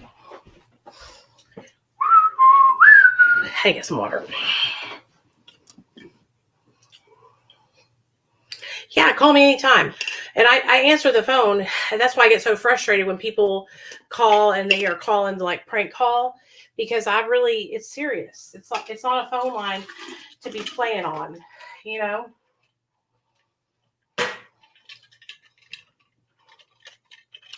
Okay, so back to it. How many of you guys can think back to when you were struggling with your addiction and you can pinpoint like what it was that caused you pain that kind of catapulted you into your addiction? I was telling you guys about mine earlier, and that was, my insecurities and how unsure of myself I was. And that made me an easy target for addiction. I almost feel like addiction is like the devil, and addiction knows like when we're struggling and knows when we're insecure, in the realm of hungry ghosts. Is that with the one I need to watch? It knows when we're hurting the most. It knows when we are, you know what I'm saying? I know y'all know what I mean. My past and things I neglected would come to my mind. Hey, honey. Yeah, that's totally something that does that too. Yeah, now that I'm in recovery, I can see it. Totally, Alicia, totally. And so like when I reflect back, I see like where I struggled. That's how it's so easy for me to tell you guys, like the reason why I started getting high was because of my insecurities, because I was unsure of myself, you know. I was an easy target. It was like me and addiction, we were like, psh, you know, and that's what happens to a lot of people. Because here's the thing, even if I did have the disease of addiction, if I was sure in myself and of confident and felt good in my own skin, when I took drugs, I probably wouldn't have became a drug addict. Do you know what I'm saying? Because I was not needing that. But when you are needing something to change the way you feel, that's why it's so easy to take on to it, you know? Mine started when I was a tween with food, progressed. Heck yeah, Debbie, I can relate to that.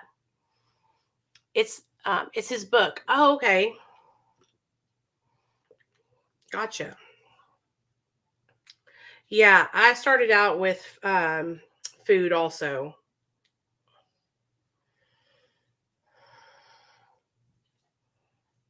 But it progressed to more serious things like yours did. Oh.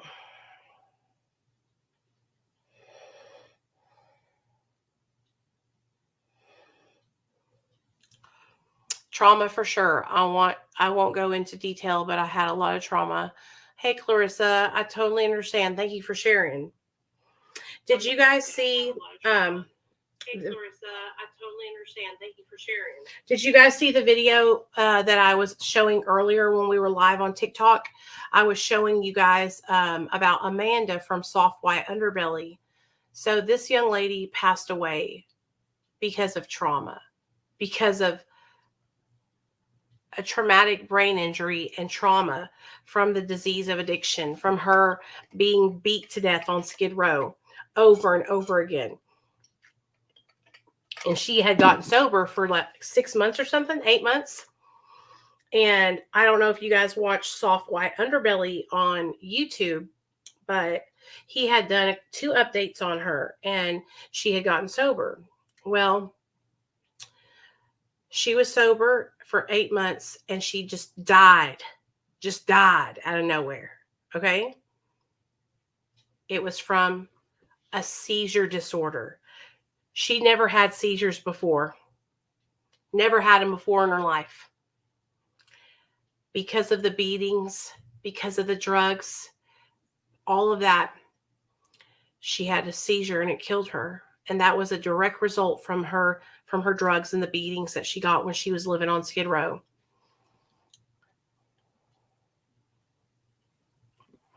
I love it because places are really not my jam. Hey, Barbie, anytime. I love his channel. So many unique people. Me too. I have seen some very disturbing programs on Soft White Underbelly. So much pain and trauma. Absolutely. Absolutely. For me, it was control, trauma, feeling alone, and wanted to escape from reality. I could totally relate to that. I struggle with control also. And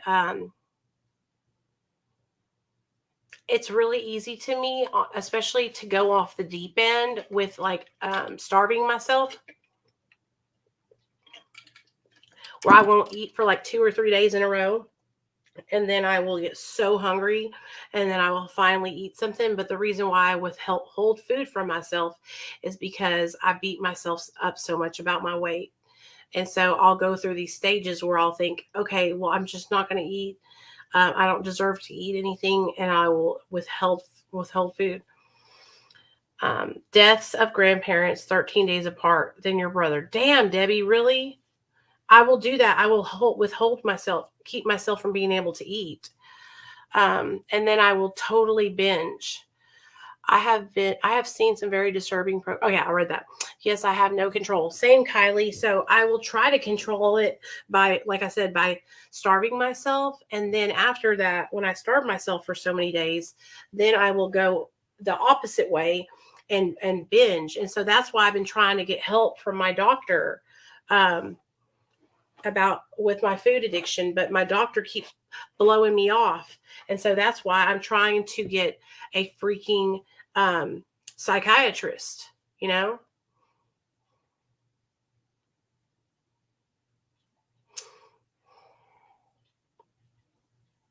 Absolutely. Jalen, it's easy to say don't do it, but it's a lot harder said than done. It's easier said than done. Because obviously I'm not struggling with like, I'm a big girl, you know what I'm saying? But because of all the weight that I gained in my addiction or in my recovery, I feel really insecure about it. And I beat myself down really, really bad. Hey girl, what's up, Manders? No, you're okay. So what we're talking about, and you guys can all come in and share too, is we're talking about like what it was that kind of pushed us into our addiction. Can you reflect back on your life now that you're in recovery and pinpoint things that basically caused you to become a drug addict? Like, did you struggle with an eating disorder? Were you molested or raped as a child? Did you have, you can come up, here's the link right here, sweetie. Those kind of things. We're talking about things that we tried to block out with drugs and alcohol, like catalysts to our addiction. No, I'm not, and listen to me, I'm not blaming my addiction on, I'm not blaming my addiction, but like I tried drugs for the first time and I'm responsible for that. But I was also a child when I started using drugs. You know what I mean? I was only 17 years old. Yes, I'm starting to gain weight too. Absolutely. My experience was I just tried it because my ex was doing it. I hated watching him suffer. So I felt like I'm terrified of gaining weight in my recovery. So Debbie, that's what has happened to me. If I did it too, he would feel better. But no, he was hurt because I was hurt. I was so afraid to gain weight when I got sober. Like I dreaded it with every bone in my body, right? And the first 2.5, 3 years of my sobriety, I did really good. I wasn't gaining a lot of weight at all. But around 2018, 2019 is where that all changed. And I started gaining a lot of weight. And I have just been a hot mess ever since. And what makes it even harder for me is people point it out and they talk shit about me. They talk shit about me online. They talk shit about me in groups. And I think that bothers me a lot. You know what I mean?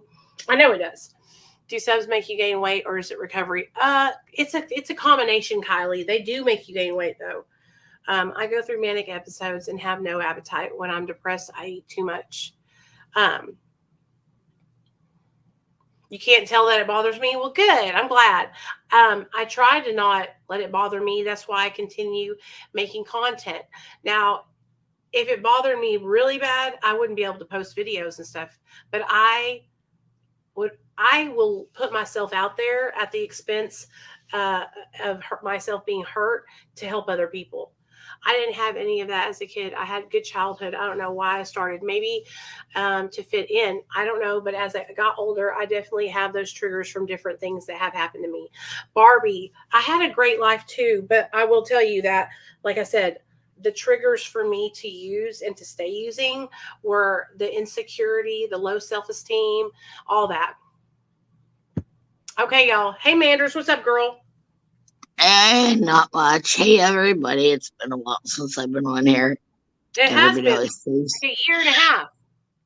I know. Everybody always thinks we're beefing just because I'm a bitch. Oh, hi, everybody. I'm that bitch. I love you. Yeah. We're not beefing. Oh, yeah. According to your buddy, Rory, I hate you. Just so you know. Rory thinks you hate me? Oh. He knows. I mean, he knows that. He could text me and ask me. I would have told him. No, they like to stare and they like to speculate and they like to come at you. Like you know, the drama. Look at me. They like they the drama. Do. On Facebook. Look, it's like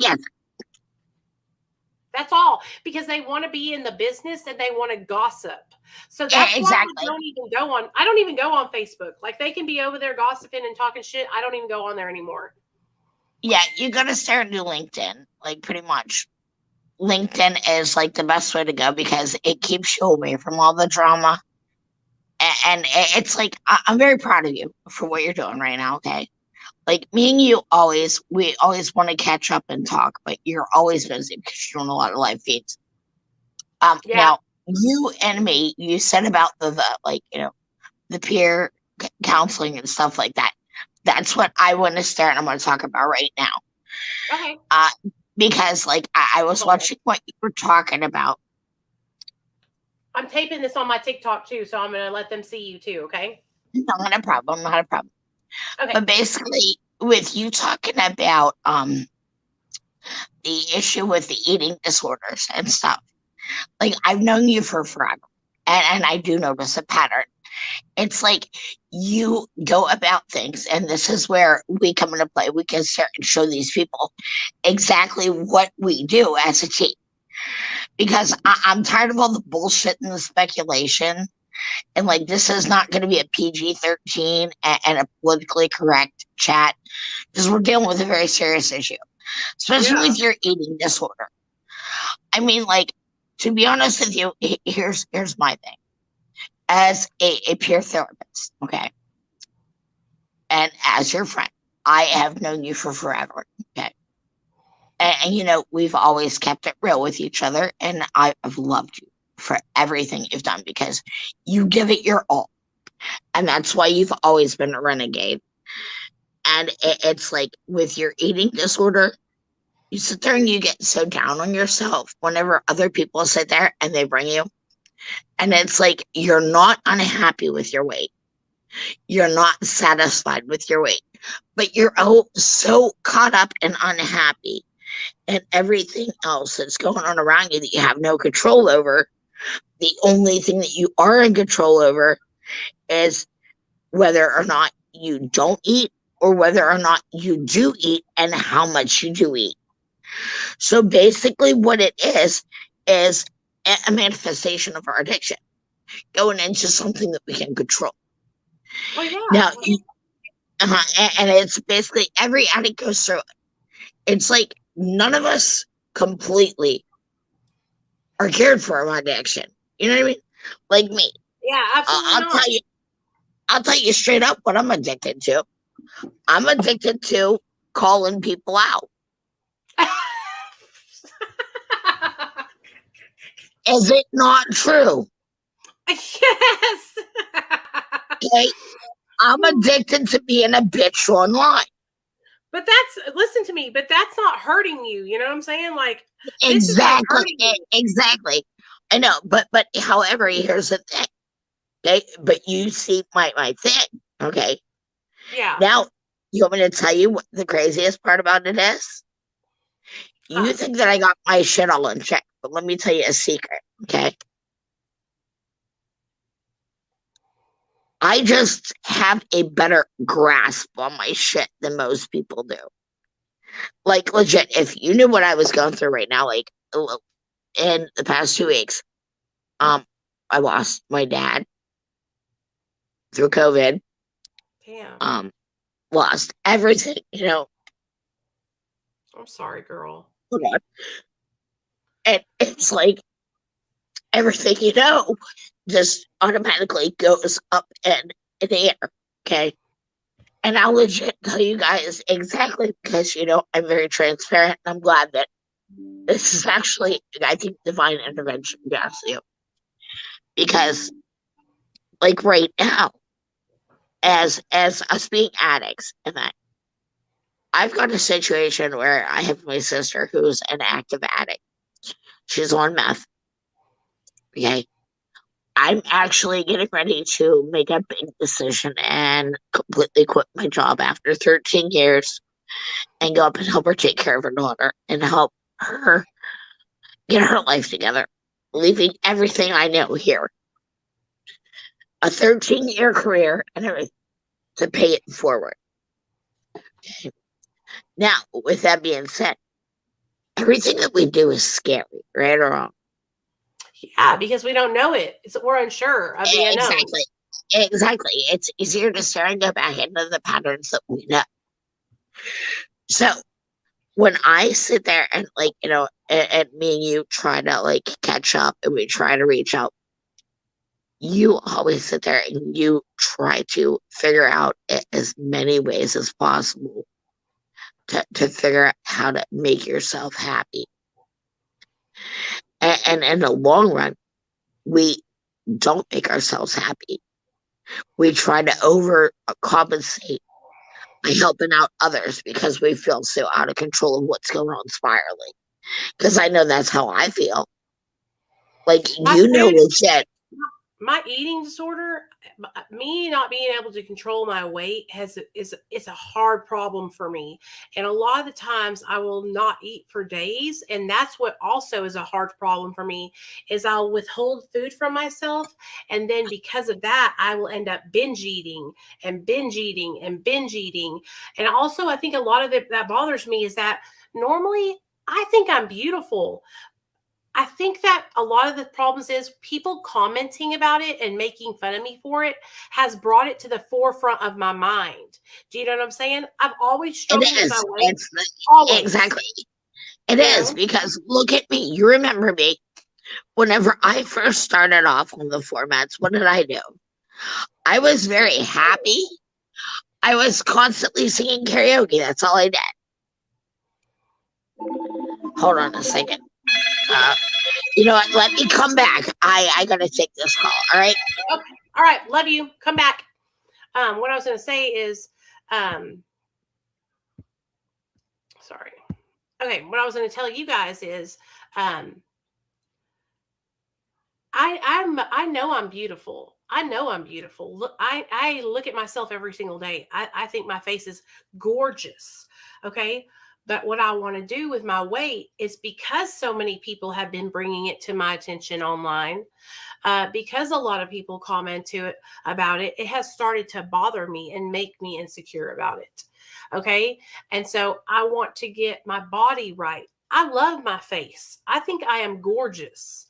Okay. But I want to be able to wear a bikini or at least a cute one piece and feel comfortable in my own skin. Okay. I also eat because eating food makes me feel good and it's a coping mechanism. And I've always struggled with that. And me being transparent and honest about that online, I do that because it helps me. You know what I mean? But what I'm starting to realize is anybody can take any of my struggles and try to put them against me to make me feel bad about myself. But I'm over here. I'm the one who's online telling the whole world my life story. I'm on the one who's online exposing my most vulnerable moments. Okay. I don't see anybody else doing it. You know what I mean? I don't see other people behind the camera doing this. And so when people say things about my weight and they make videos about me and they zoom in on my face and my teeth or whatever else they're doing, what are they doing? Are they making content? Are they trying to help other people? No.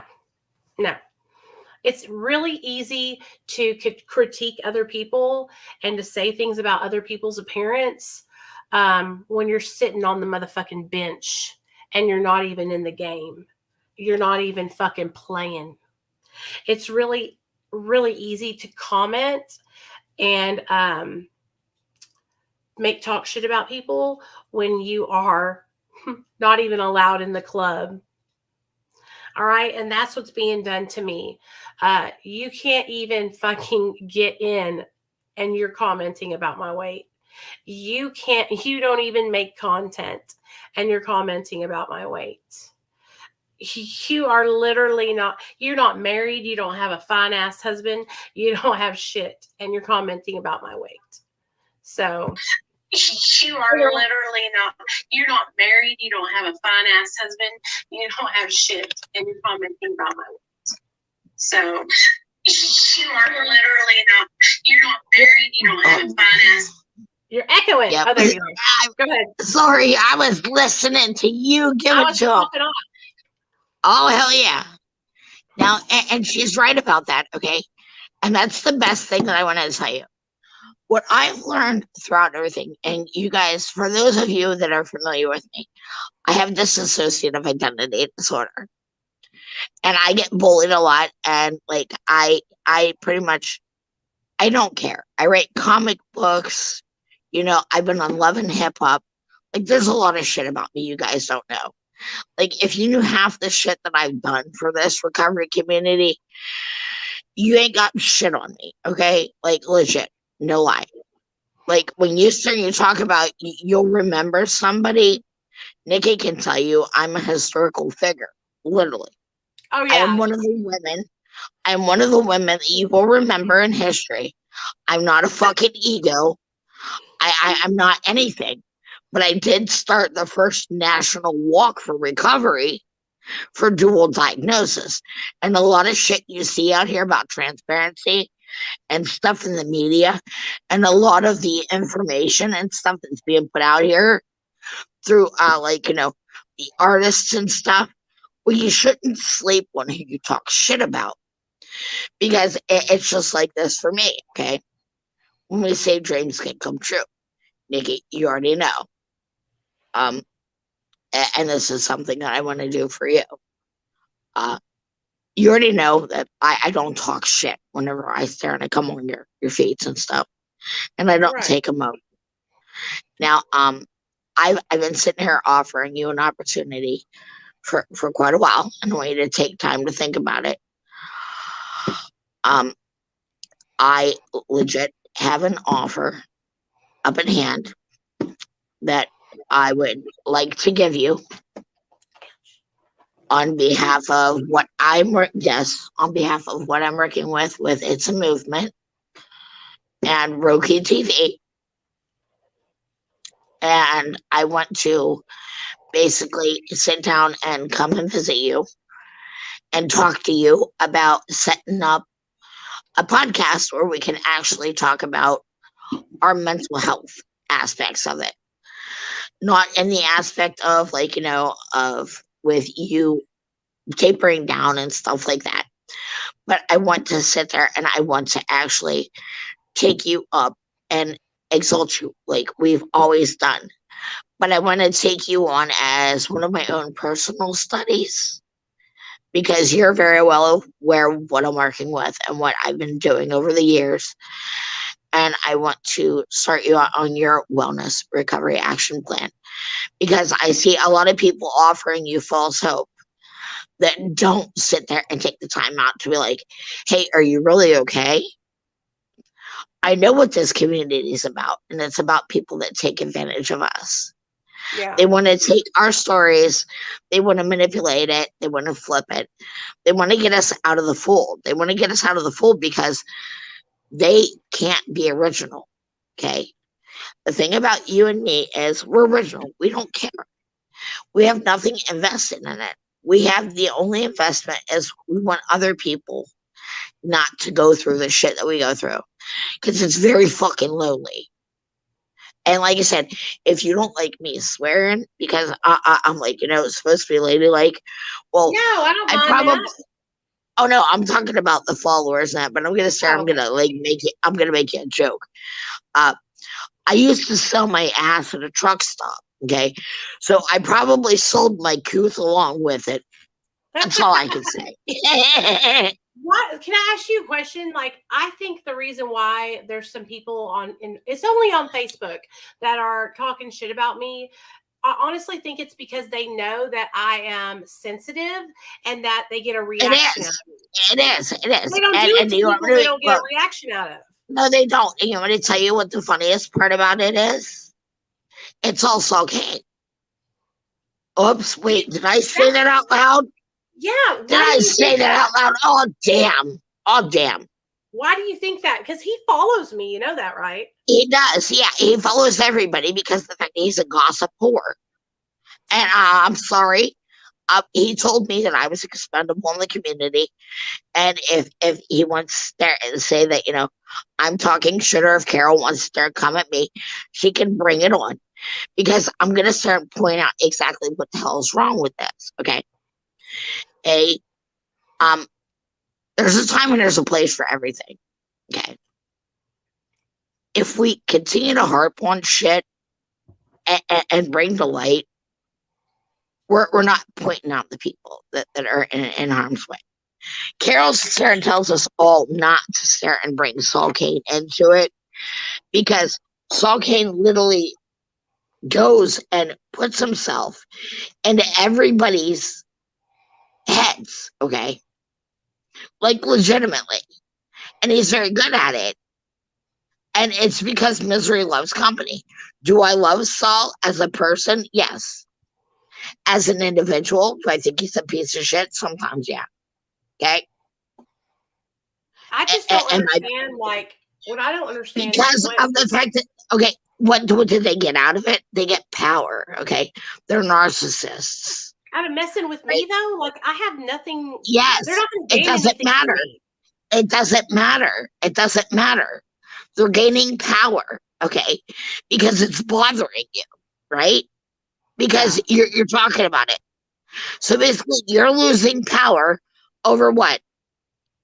Some guy that can't get his shit together long enough.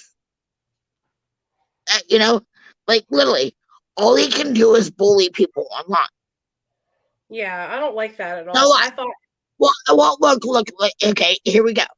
So basically, I'm gonna take 3 more minutes because while we're on the subject, you asked why. It's easy to start and deflect your behavior upon somebody else. Okay, very easy. Just like Richie Weber and all of them out there right now. Okay, it's easy for them to start and say, "It's the world around me." Okay, it's not the world around you. It's yourself. You've got to change your way of thinking. And it pisses me off. You know what? They want to call you Pringles. You know what you do? Yeah. Listen, I know that. Look. You know what you do? I can't believe that she's calling me that when she's a big ass you know bitch too. Okay, you know what the funny part is? Okay, let's not talk about it because that's just feeding it. All right. Yeah. Because if they want to call you Pringles, dress up like a motherfucking Pringles can. Girl, and do a I live made me a feed whole on it. account called Look, Nicole guess Loves what? to Eat. You know what? You can't just eat one Pringles. Because you can't, once you pop, you can't stop, baby. Exactly. But guess what?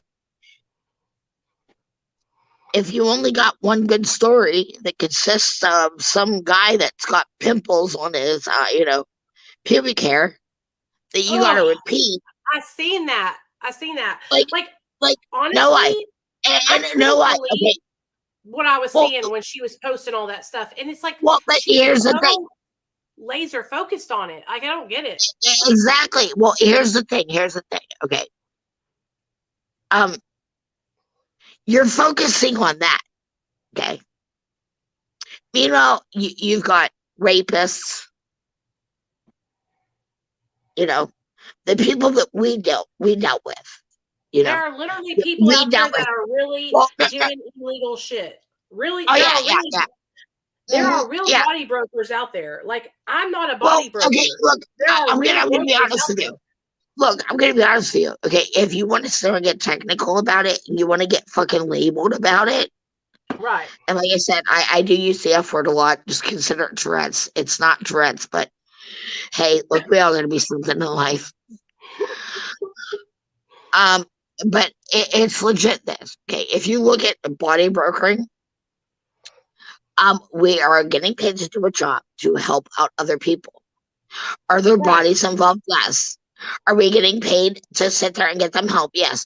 So yes, we're all body brokering. I'm a body broker and I'm a peer therapist. So I'm a body broker too. You want to start to look at it. Okay, but being a person that's exploiting other people is different. Okay? Exactly. You know, like, granted, okay, we're not the judge, the jury, and the execution. Right? It's not up to us to sit there and call each other out. Unless they're getting in your way. Like, just to start and go after somebody like me. Nikki, my phone rings constantly. You know why? Because people know that I'm a stand-up person. I'm trustworthy. And I will check on shit. And I will get to the bottom of it. And I will find out. How many cases have we been involved in? You've seen that I've told you specific highlights about, and how many people have you seen that's being arrested right now in this community it had been a result of something that I've said. I've seen quite a few people. Remember when we worked on that one place together? You know what I'm talking about? Okay. Yep. And I've seen a lot of people go down. But you know what I'm saying? Exactly. But see, this is the funny part. See, they don't realize, like, they are detrimental to this cause. Okay. Just like we've got new people up here. And new people are doing what? They're following the lead of the old people. Just like I was mad at you. Okay. I was mad at you because of the fact that you mentioned having Richie on your forecast. Okay. Right. And I came to you. That's the difference between. All you got to do Exactly. is come to me. And Come to each other. Exactly. Come to each other. Don't be a fucking gossip whore. Oh, if God. you come to me, and what happened? Did I have him on my channel? No. Nope. You know what I'm saying? Because of the fact that because you got educated on exactly what was going on and the amount of manipulation that he was going to put you through. Okay. And it's like this. It's like this. If you sit there and you give the people the time of day to have them on your show, what do? I've always been open to having people on my channel and giving them a chance. But what do? You open up vulnerability for other addicts that don't know them. Okay. So therefore, if you already know the type of people you're dealing with, and you already know what we did with shattering the stigma. You remember Radio Recovery? Yep. I was literally going to have Carol on my channel a year and a half ago. She was going to come on my channel, but she ended up having to cancel. I was going to let her come on here and speak. Okay, let me explain something to you. Okay, but let me explain something to you. Let me explain something to you. It doesn't matter about Carol. Carol is bipolar, okay? Carol will talk to me. No, Carol will talk to me, and then she'll get mad at me because I tell her the truth, okay? Carol sits there and thinks that she's doing a good thing, which for some people she is, all right? Yeah. Granted, there's so many stories that are exactly legit, but there are some of them that she's only got half-ass stories to. Yes. And she runs with them. And that's what hurts the people because they don't understand. Like me. Okay. Hell, I get told a lot about people. I don't put out whether I'm single, I'm in a relationship or anything. Everybody automatically assumes that I'm involved with, Hamo. You already know who I'm talking about. Yeah. We ain't even ever seen each other but once. Okay? Legit. Seen each other once. But yet, I've been dating this kid for the past 5 years. Yeah. It's like rumors, and then they start rumors and they just pass them around to be talking. It's like exactly. I would just rather leave people alone. And ask me. That's why I'm so transparent about where I work for Dr. B. I've been honest about that since day one. See, it doesn't. But it doesn't matter because they're not going to come to you because you know what? Because they just want to be talking. Exactly, because of the fact that they think that that it's TMZ. Right. Okay. Right. They think that we have went above and beyond to find resources. You already know. I've got the whole NA book translated on another website in every language for capability and free access for the addicts. But nobody knows about that.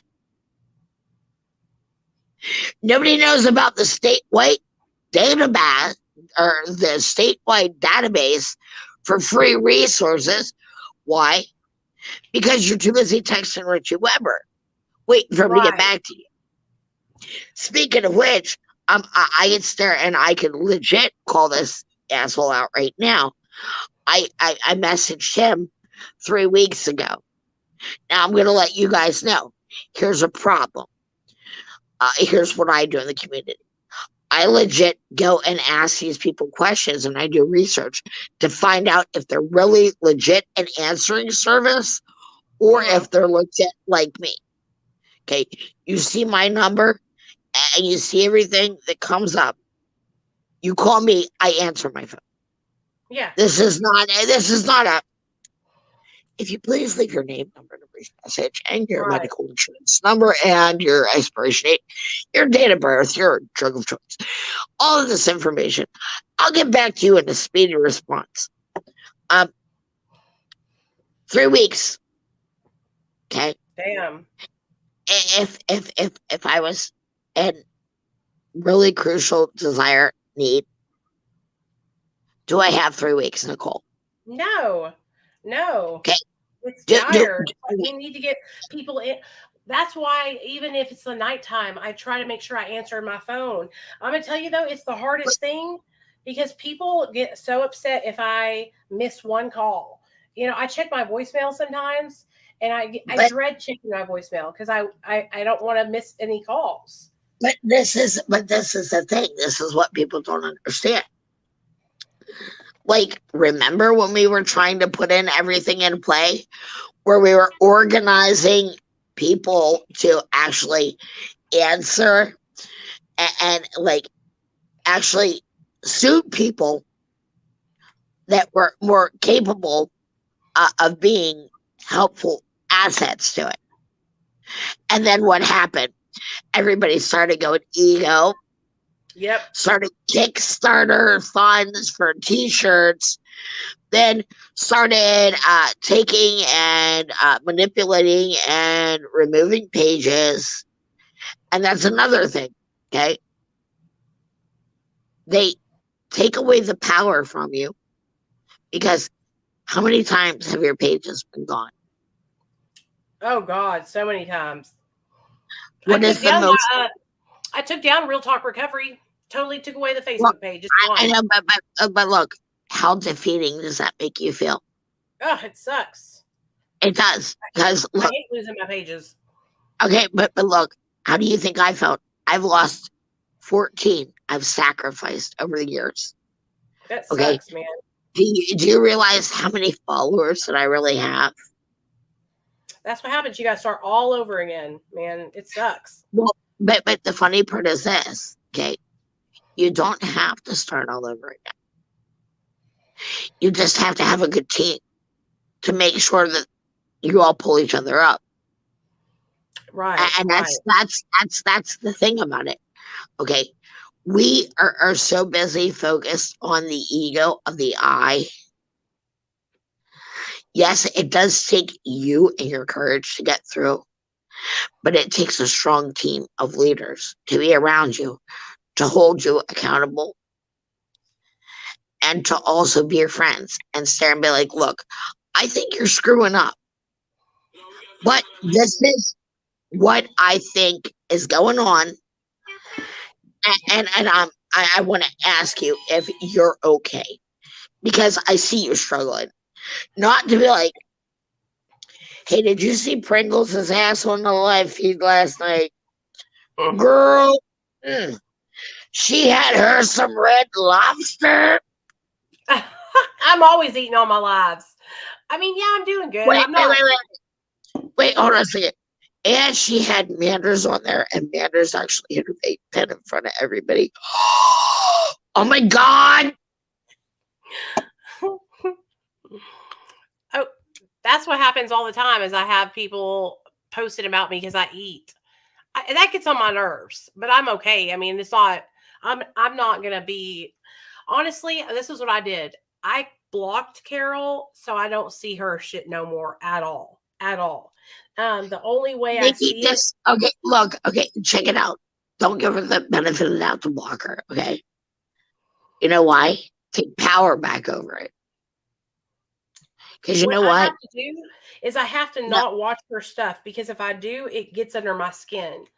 You know what I mean? You want me to tell you what I've done? Because, like, legit, Richie and Shanna finally have blocked me. Shannon's not even working in treatment anymore. You know that, right? Well, I wonder why. She's just doing her rap thing. I wonder why she's not working in treatment anymore. Did you see her new that song she made? It was really good about influencers. No, I actually don't follow her at all because of the fact that It was really good. Like it was about how online the people online, the companies and stuff will take advantage of us, and they basically take advantage of us and get us to work for them and make them money. It was really good. You would like it. Well, actually, I wouldn't like it because of the fact that it's from a fake. It's like, I mean, look, I'm sorry. I know you don't get involved in it, but like I told you, okay, when you sit there and you make fun of me specifically, and you get called out on a, like a thing, and you cuss me out when you're drunk and you claim to be sober and legit on the phone, and call me at 11:30 at night. Yeah, I'm not a happy camper about shit like that, right? You know, and not to mention just the fact that just like you, okay, I'm concerned about Channeling. Why?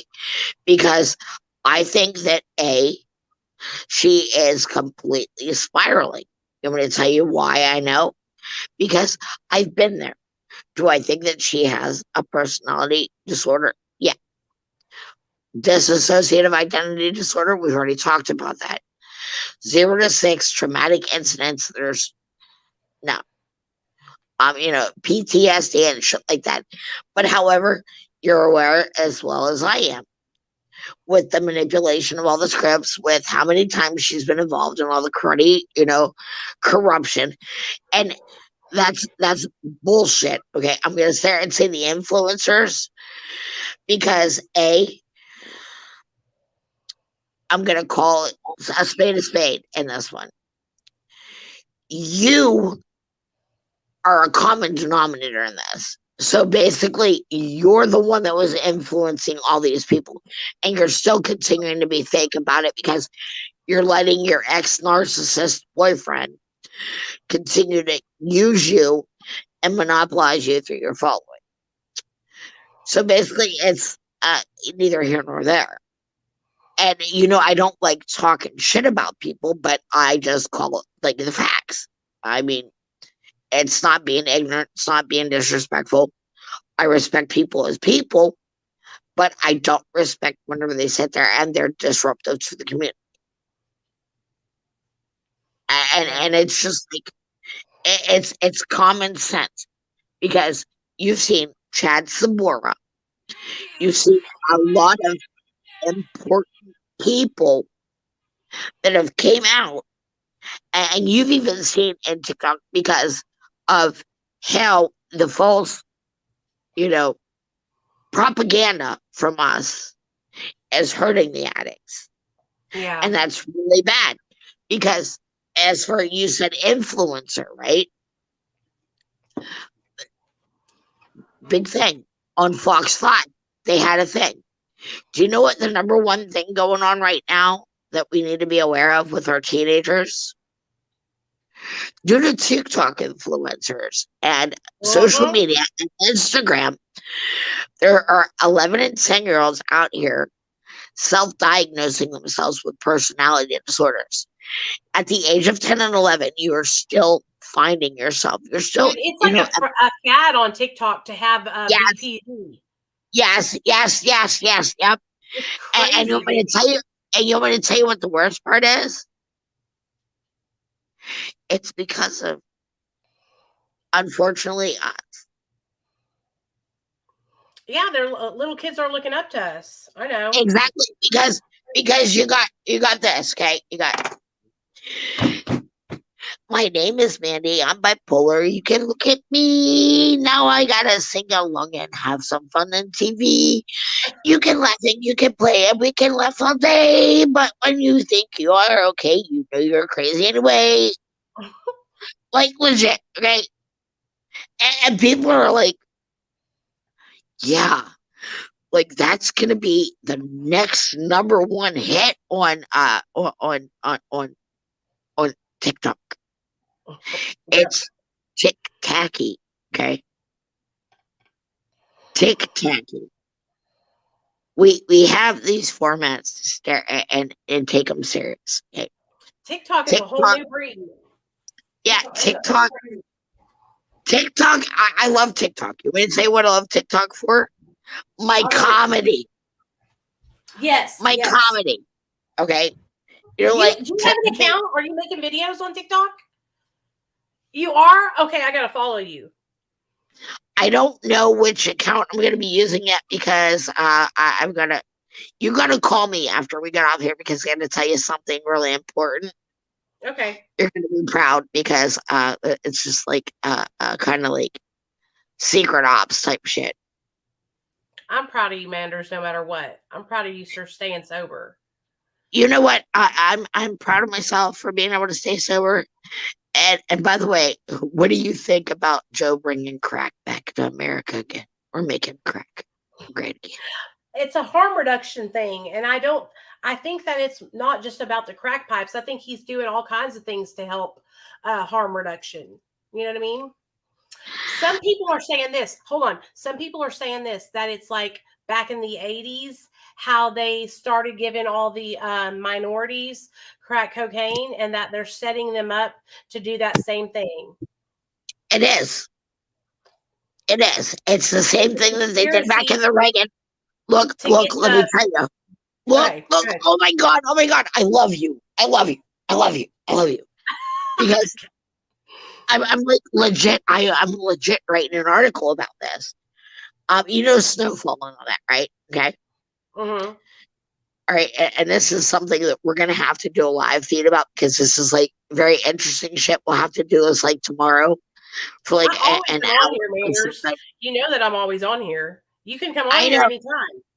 But I never catch you because of the fact that I'm a lazy bitch and I'm always sleeping and I'm always depressed. Like I'm not gonna lie. I like legit. Like I look like I have everything under control, but you see how puffy my eyes are, right? You need to get sleep. I legit. Oh no, it's not sleep. I don't sleep at all because I cry. I just cry. You know, like my dissociative identity disorder and my empathy level. I hurt so bad for our community every night when I go to sleep. Yep. Because of the stories that I hear, the people that I've lost. And you want to talk about like, you know, true people in recovery that actually care. It's hard. There are people out here like me and Nicole, like no lie. Granted, everybody wants to stare and be like, well, they do live feeds and shit like that, and they, you know, some things that they say, you know, are off basis. Something.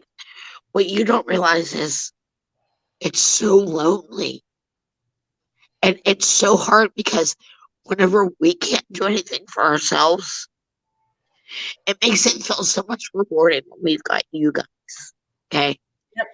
Because we become not alone. And that's the biggest problem with the 22 a day and the people that we lose.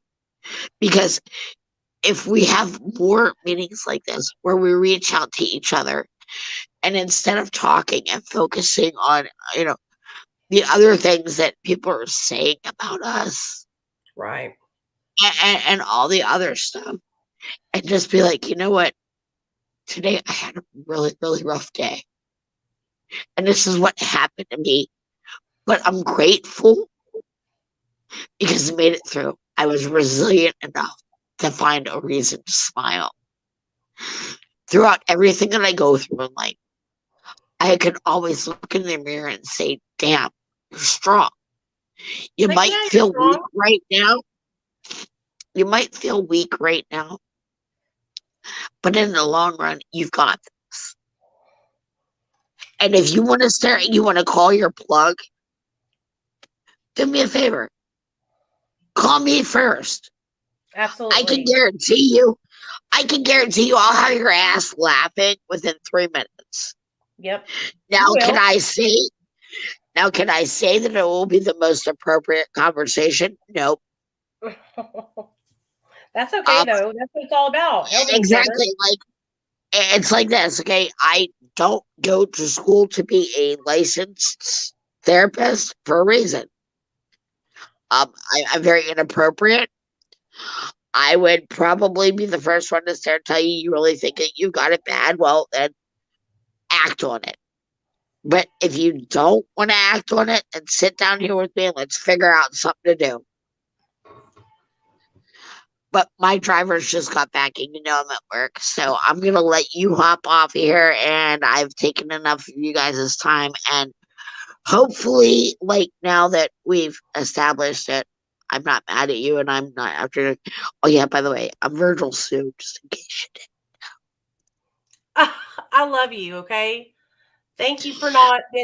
Thank you. I appreciate you for not jumping on a bandwagon to just to hate on me like What? everybody else What? has. Okay, but no, it's like this. Okay, there's no need to hate on anybody.